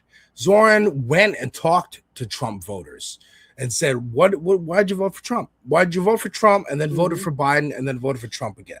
Like, what is this? Because it's not a deep ideological, I'm a white supremacist, I will vote for whatever Republican they put in front of me because I want that project. It's, you thought he was going to make your life better. Why? What did he say that resonated with you? And he took that advice and he goes, okay, well, it seems to be like Elisa Slotkin said there, Trump addressed a problem. He said things are not affordable. And the whole time in 2024, the Democrats were going, it's fine. Don't worry about it. This is still left over from COVID. It'll be okay, blah, blah, blah. They're working for the corporate donors. Now, no one should have believed Donald Trump because of course not, but people are desperate. Like you said, they're drowning. And when you see, I mean, one of the starkest differences for me was seeing what they were, even in the first term, during 2020, Trump was kind of doing this and doing that and getting it done, whatever his agenda was. But then Biden gets in, and one of the first promises was student debt. It was student debt. It was raising the minimum wage. And they said, well, the parliamentarian said we probably can't do this. And the parliamentarian is not an elected official. It's literally just a person who advises whether a bill might be able to get through or not. And they said, well, they said it, so we can't raise your wages. Sorry. And if you contrast that with anything Trump has done in the second term, if you contrast what George W. Bush did in his 2 terms, they started 2 wars because Donald Rumsfeld and Dick Cheney and George Bush wanted to. They just wanted to. They wanted to get, I mean, Bush, you know, there's theories that he wanted like vengeance for the Gulf War. They wanted to finish what they started there. Of course, Dick Cheney had like Halliburton and like mercenary companies that he was invested in and stuff. They wanted oil. They wanted oil. And then Obama gets in and, we can't codify Roe v. Wade because that would be too complicated. We can't fully get a single payer health care. We can do the Mitt Romney plan from Massachusetts, a Republican plan. They're constantly trying to compromise with people who don't want to compromise with them. And then what happens next? Trump gets in 2016 and they get rid of fucking Roe v. Wade. They get rid of fucking everything that the Republicans have been wanting to do for 40 fucking years. And then Biden gets in. And for those 4 years, did it even feel like there was a different president? Or did it just feel like a calm after COVID? And then here's the ramp up again in 2024 of Trump. It gave them time to plan and have Project 2025 laid out for them to hit the ground running when they won again, because they knew they were going to win again, because Sleepy Joe Biden isn't fucking promising anything, is still running, isn't promising anything, and there's a genocide going on, and he's not doing. He's saying we need to send more money to them. There's more. I mean, Tupac said it. You got money for wars, but you can't feed the poor. Simple. Yeah.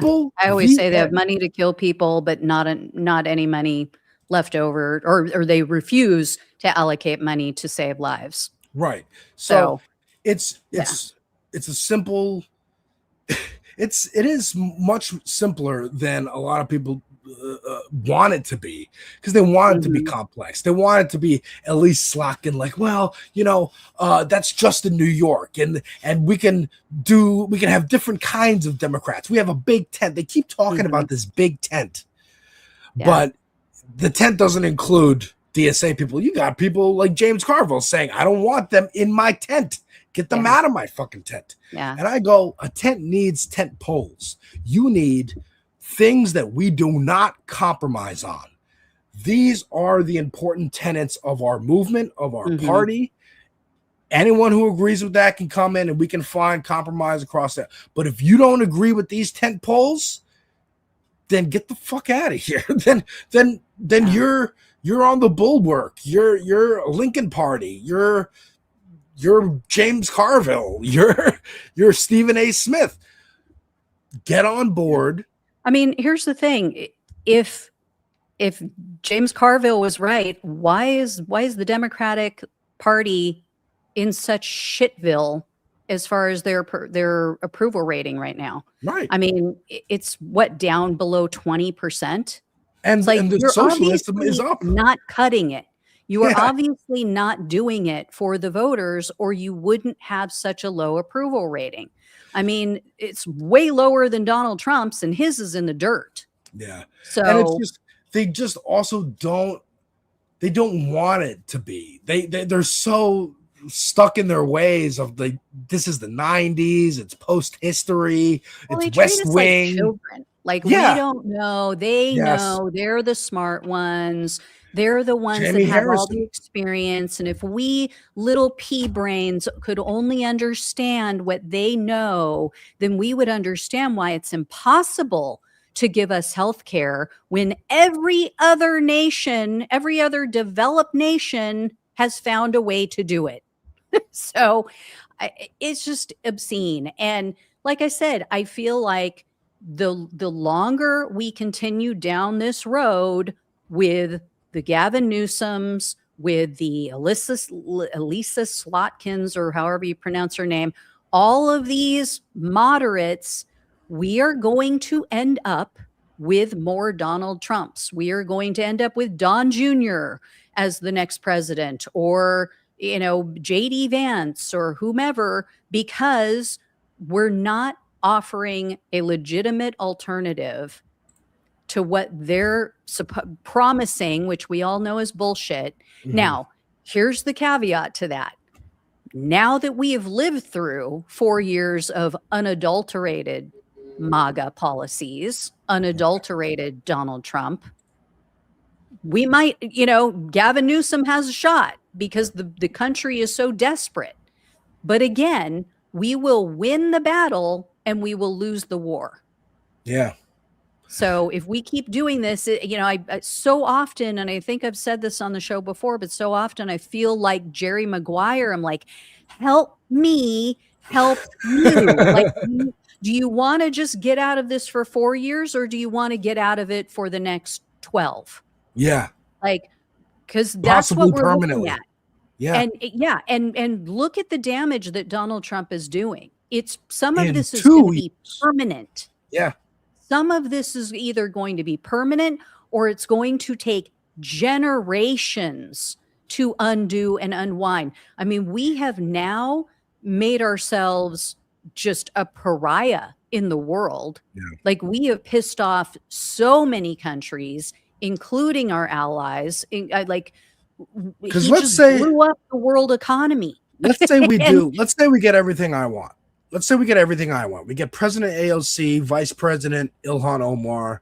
I don't know. We get socialism for everybody, free healthcare. Hell, we get free housing. We get free groceries.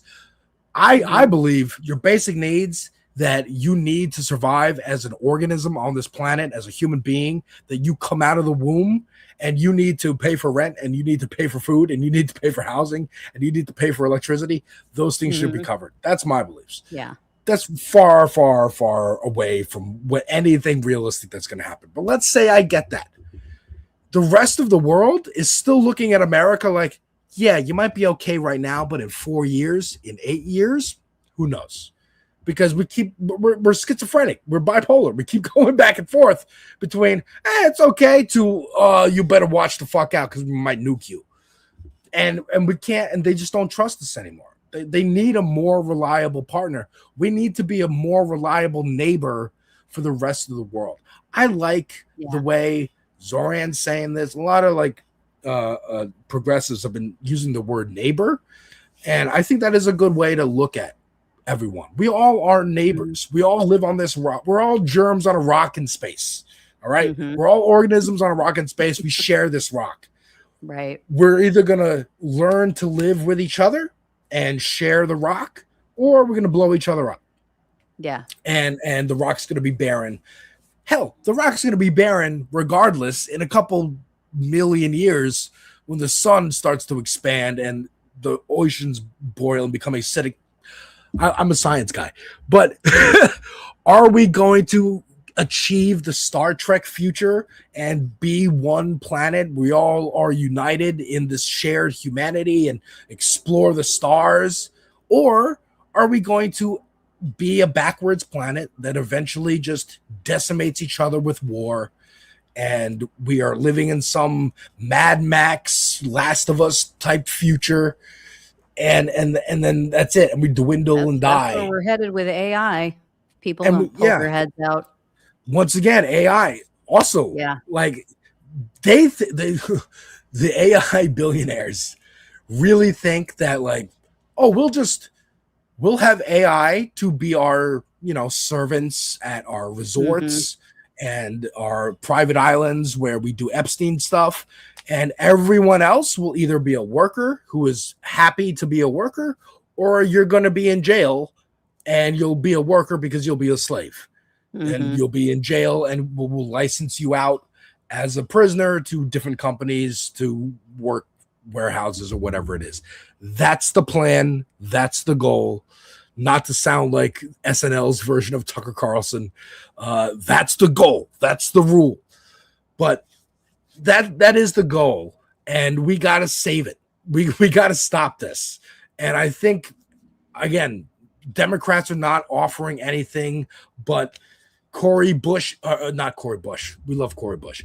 Cory Booker, hours-long speeches on the Senate floor and then voting to confirm Donald Trump's nominees anyway. We're not falling for this anymore. They're not falling for it anymore. Like you said, Jennifer Welch was resistance lib day one with the pussy hat at Washington. And then now 2024, where are you?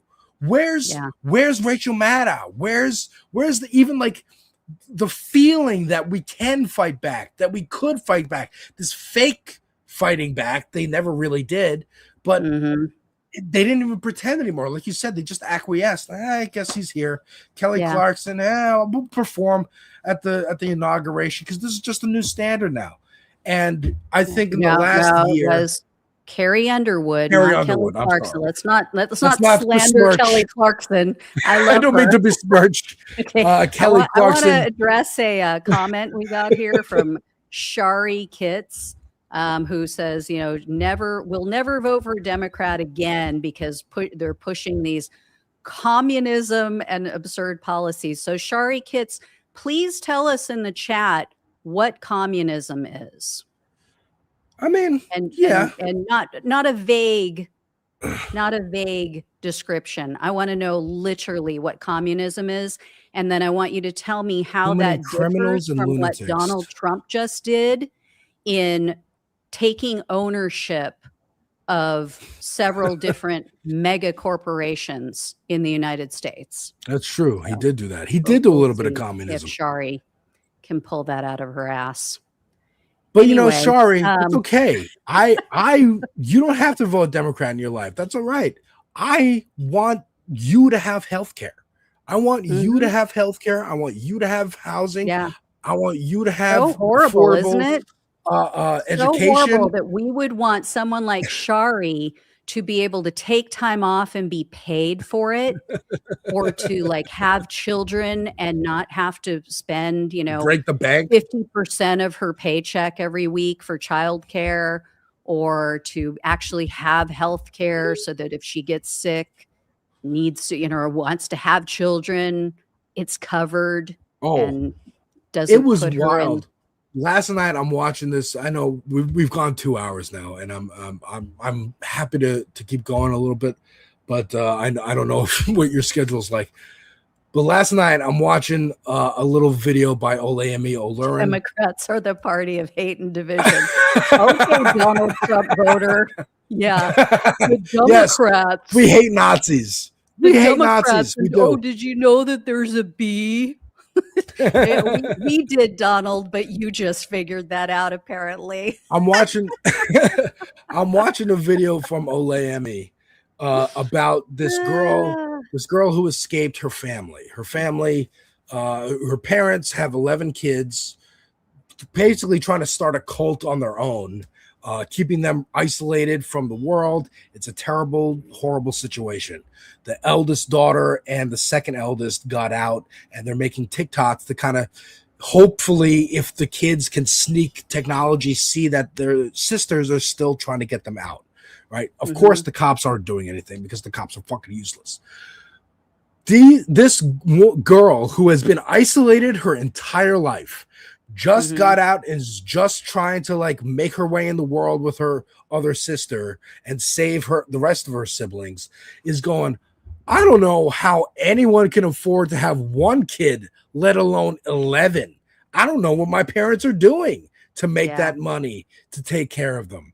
And, Trump's out here, not really Trump, more like J.D. Vance, Peter Thiel, Stephen Miller, the white supremacists coalition are out here being like, we want you to have babies, white women. Have as many babies as possible. We want to take away your rights to no-fault divorce, so you're stuck in relationships. So you have to have kids because we want more white people in this country because we're afraid.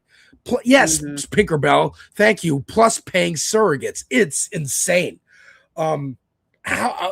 Insane. But how is anybody going to afford that? How's anybody going to afford the babies you want them to have, Stephen Miller? How's anyone going to afford the babies you want them to have, J.D. Vance? And J.D. Vance, your wife's Indian. Are you not polluting your pure white bloodline? Yeah. I don't Let's know. hope they look like her and not him. Jesus Christ. I know. I mean, hell, a walking tampon. I don't know if you might want to end with this clip, but I'm going to send, this is Nick Fuentes talking about, and just, I love this clip because it's so revealing of just how much the Oh, hold on. I have to share this. Did you see this one from Ghost Dog TV? I'll just block you lying sacks of waste instead. Oh, Ghost Dog's a homie. Ghost Dog's in this space chat all the time. Oh. He's talking about like the other chatters who are being dicks. Oh, okay. I thought he was talking about us. I was like, No, okay, no, no. well, Ghost you Bags. know, I mean, when you're Ghost afraid Dog's of good. people. Ghost Dog's the homie. But yeah. Oh, Nick and somebody Fuentes. else did say, I don't know, which I want to clarify.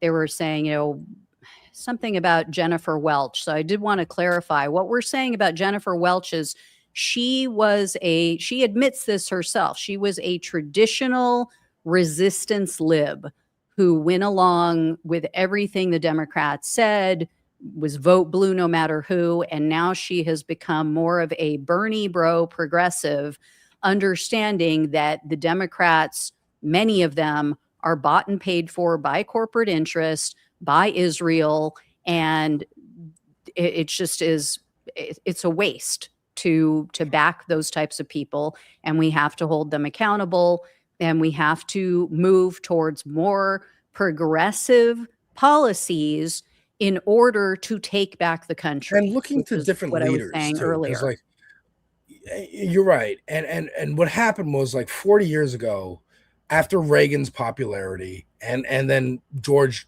Bush Sr. getting elected, Democrats made a calculation. They said, instead of listening to labor and unions and the people, we are going to do what Reagan did and kowtow to the CEOs. We're going to kowtow to the CEOs because we believe, and it seems to be working, money outweighs people power. And it did. It worked. Clinton got elected. They did NAFTA. They had a booming economy for the CEOs in the 90s. And then Bush got elected in 2000, started the wars. And then Obama kept that torch going and said, okay, we're going to bail out the banks. We're going to pretend that everything's hunky-dory on race because I'm here. I'm the black face of the Democratic Party, the corporate party. And I think that's what killed the movement, because in 2010, the Tea Party came to be. And at the same time, Occupy Wall Street was happening. Both different sides with the same kind of complaints. Shit is unaffordable. We're not getting paid enough. Tea Party was blaming immigrants and brown people and women, as they do. The Occupy Wall Street was blaming Wall Street and the corporations and CEOs. The Democrats crushed that opposition by, I think, having Obama in the White House really helped, because they could point to Obama and go, well, look, we got the cool black guy. And the cool black guy is saying hope and change. And the cool black guy is making marriage equality happen. It feels like progress is happening. And so people could eschew and say, we don't even know what they're talking about, those Occupy people. But the Tea Party, they had that grievance because the grievance was racism.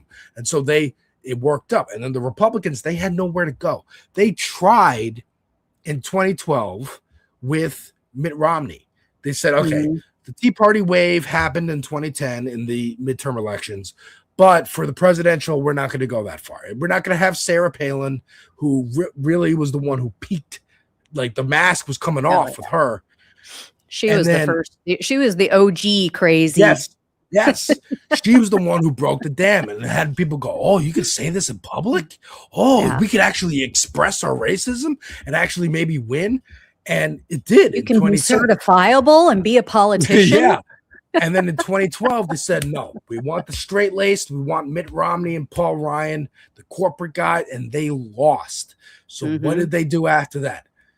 They even kept trying, because in 2016, who was the front runner initially? Jeb Bush, Marco Rubio. Remember, Marco Rubio was the everybody guy. laughed. Nobody thought Trump had a shot at winning. But then Trump spoke their language. He said, I paid all these motherfuckers on this stage. I donate to all these people, and I know how to not. They said, you don't pay taxes. He said, that's because I'm smart. I know how to cheat the system. He was the first one to get on stage and call out the truth. Right. And say, and of course, the Iraq war, was Right. horrible, blah, blah. Let alone he's cheering it on as it's happening. Yeah. But yes, that's the crux. And now that 2024 has happened and the Democrats aren't even feigning like they're fighting, now I think that energy from the Occupy that was always there and it kept going. It was hurting. It was beaten and battered by the right wing, but also the Democratic Party and the conservatives in the Democratic Party. Yeah. But it kept going. It didn't die. It kept going. And then Zoran got elected mayor at the same and gave the speech on January 1st, the inauguration speech in the same park, in Zuccotti Park in New York, where Occupy happened a decade earlier. It's very symbolic. It's very amazing. And it's continuing. The momentum's not going away. Elisa Slotkin, Hakeem Jeffries, they can all say this is just New York. We'll see about that in Colorado coming up soon with Kiros. We'll see about that in Michigan with Abdul El Sayed. We'll see about that in some of these other races in the midterms. I love this whole thing. Oh, well, it's only these, dark blue areas where, these democratic socialists or where they can get a foothold and blah, blah, blah. Okay, well, seems to me that across the country, people want to be able to afford to have a life. Yeah. Not even be wealthy, just to pay their bills, to be able to move out of their parents' house when they become, 20 years old or 25. I would like to do the same. And, I mean, when you can't even do the basics that we could do as kids when, my generation, because I'm older than you, we're 18, 20 years old. Yeah. I mean, I've said before, I, as a 24-year-old single mother making $22,000 a year, paying over $400 a month for childcare, was able to buy my own condo, was able to buy a 1-bedroom, 1-bath condo.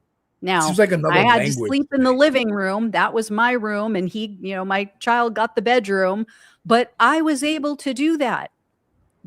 There's nowhere in this country that you make $22,000 a year. You can maybe afford to get your own dinner while living in your parents' house, but no way you can move out with 22.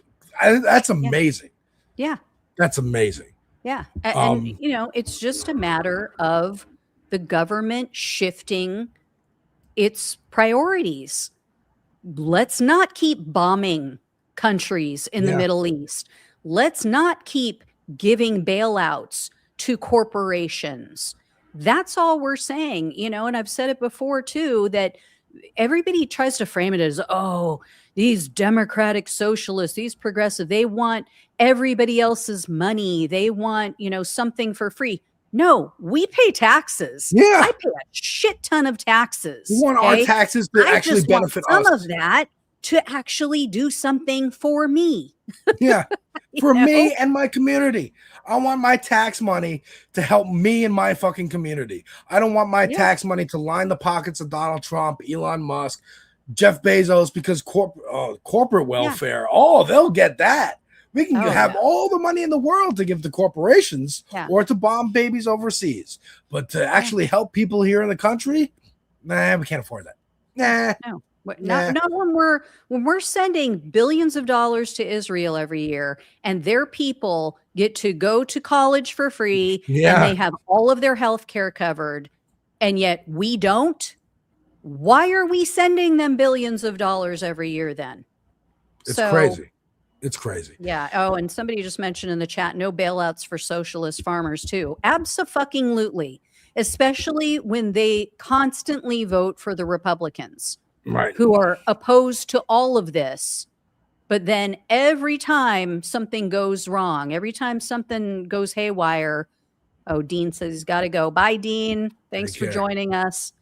Every time something goes sideways, the farmers get a bailout.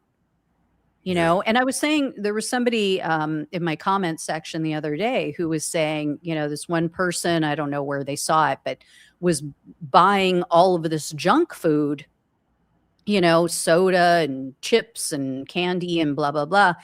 And it's like, I look dumb as fuck. Okay. It's all right. You don't have to just. You're helping us in the algorithm. Thank you very much for commenting. Well, if these people only understood how I grew up and that I literally don't give a fuck what they think of me, it's like I've had people I actually love and care about say the worst things you could possibly imagine to me. So it's like, if that's you why comment sections on the internet, I love you. Thank you very much for commenting. I appreciate you. Like, I appreciate if you think you matter. I'm sorry. Finish what you were saying. Good luck with that. Anyway, but yeah, they were saying, oh, this person's buying all this junk food, blah, blah, blah. And I'm like, well, you do realize like that is the cheapest food in the store. Right. Like, because we heavily subsidize the corn industry, which everything you go read the label on any packaged food, almost you're going to see corn syrup, high fructose corn syrup. You know, if you want to look at the sugar industry, we heavily subsidize that. We heavily subsidize the dairy industry. That's why if you go look at packaged foods, almost every single thing has some form of dairy in it. I mean, here's the thing. So this is why we're paying taxes so that we can be poisoned. Yeah. We're literally saying, here's my money. Will you use it to poison me with it? And that's the thing. Like, I'll end with this because I think this is a great first show that we pulled off here. Thank you everyone for showing up, kind of impromptu, to the very first episode and very first edition of Aunt Flo Fridays featuring the Devil's Advocate. I'll say this: you're very into health and fitness and health food, and you know RFK was kind of all about that, and we talked about RFK a little earlier in the show. If you want to fix that, we have to fix all the red tape that's been. It's band-aids. It's all band-aids slapped on over time of like, well, here's a problem here, then slap a band-aid, and then slap a band-aid on that band-aid, and a band-aid on that band-aid. All that Zoran Mamdani is doing, all he's doing is starting to peel those off and go, okay, what's the actual root problem here? What's the root problem here? How can we address that? And addressing it. That's we all. have to get rid of we have to get rid of the lobbyists. Yes. Yeah, we'll go into the lobbyists on the next episode. Of that. We're sharpening guillotine for those. Oh, I worked in the FDA, and now I'm going to go be a lobbyist for the same companies that I once was overseeing their work, and then I'm going to go back again. The government. Didn't they get like an oil executive to be in charge of the EPA in like the first term? It was like ironic like that. He would appoint like oil executives at the EPA. Oh, yeah. And then like, you know, school choice people to be in charge of the education department. Like it was it was a joke. It was just middle fingers. That's the thing though. And this is what I need Democratic voters to understand. It's not just Trump who does that.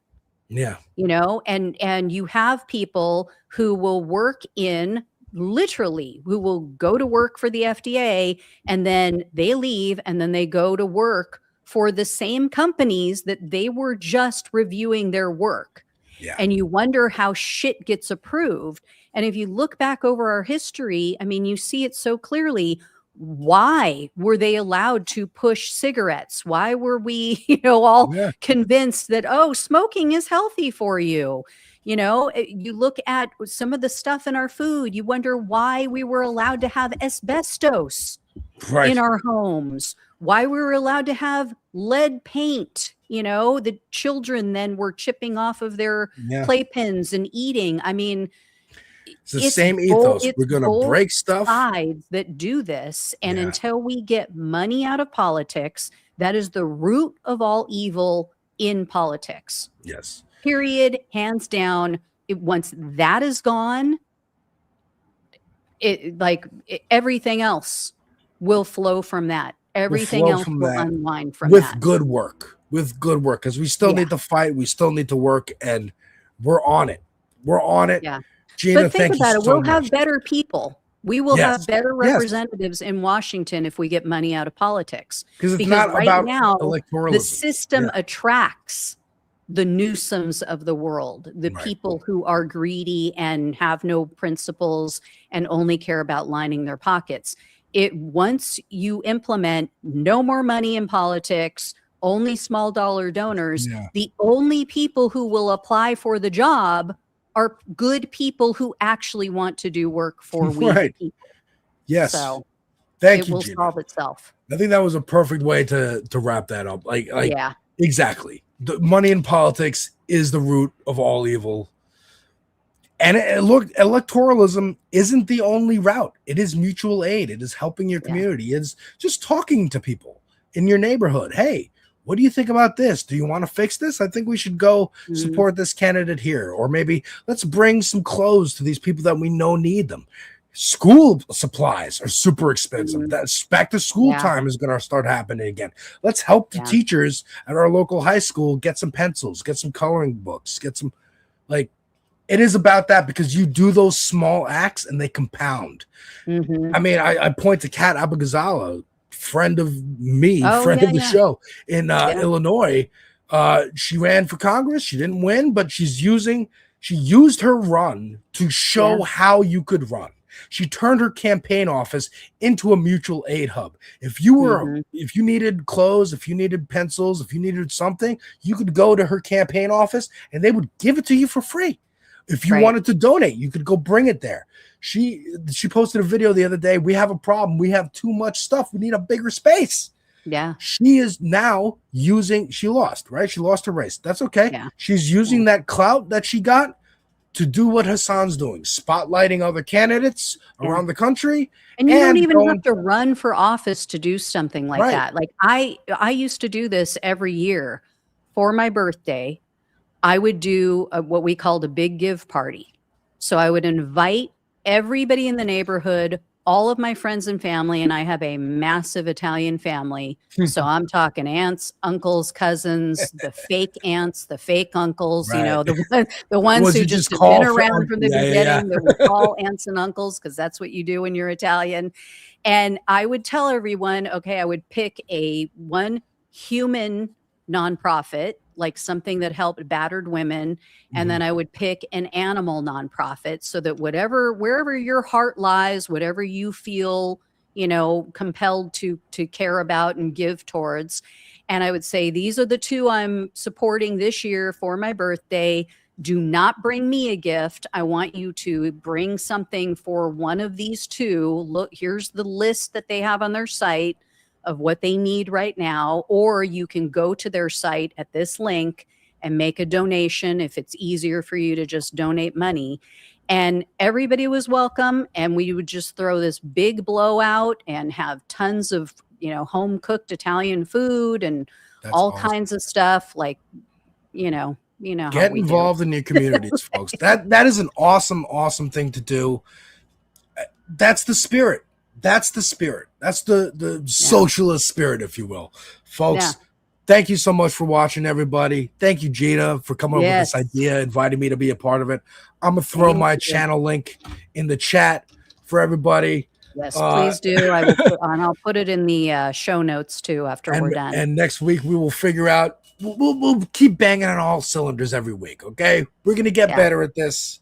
I appreciate you being here, Gina. And hopefully we can get some guests too to join us. Absolutely, we're going to get some guests. Of course. Yeah. Thank you, folks. Yeah, we'd love to have Kat on. Maybe you can reach out to her and I will definitely see if she'll try join again. us. Yeah.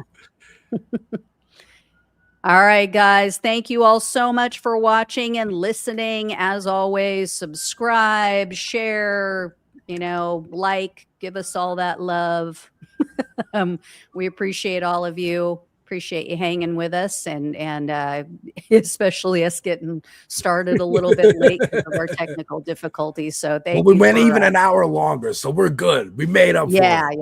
Hopefully we more than made up for it. But for anybody who had to bail early and got here at noon, and our bad, we got it down now. We figured it out. All right. And folks, I'll be this weekend. I'll be putting up a review for Supergirl because I'm going to go see that tonight. I'm very excited. Cool. And we're going to be talking about how woke it is. Take care, folks. Thanks, Alex. Thank you all, everybody. I'll see you guys next week.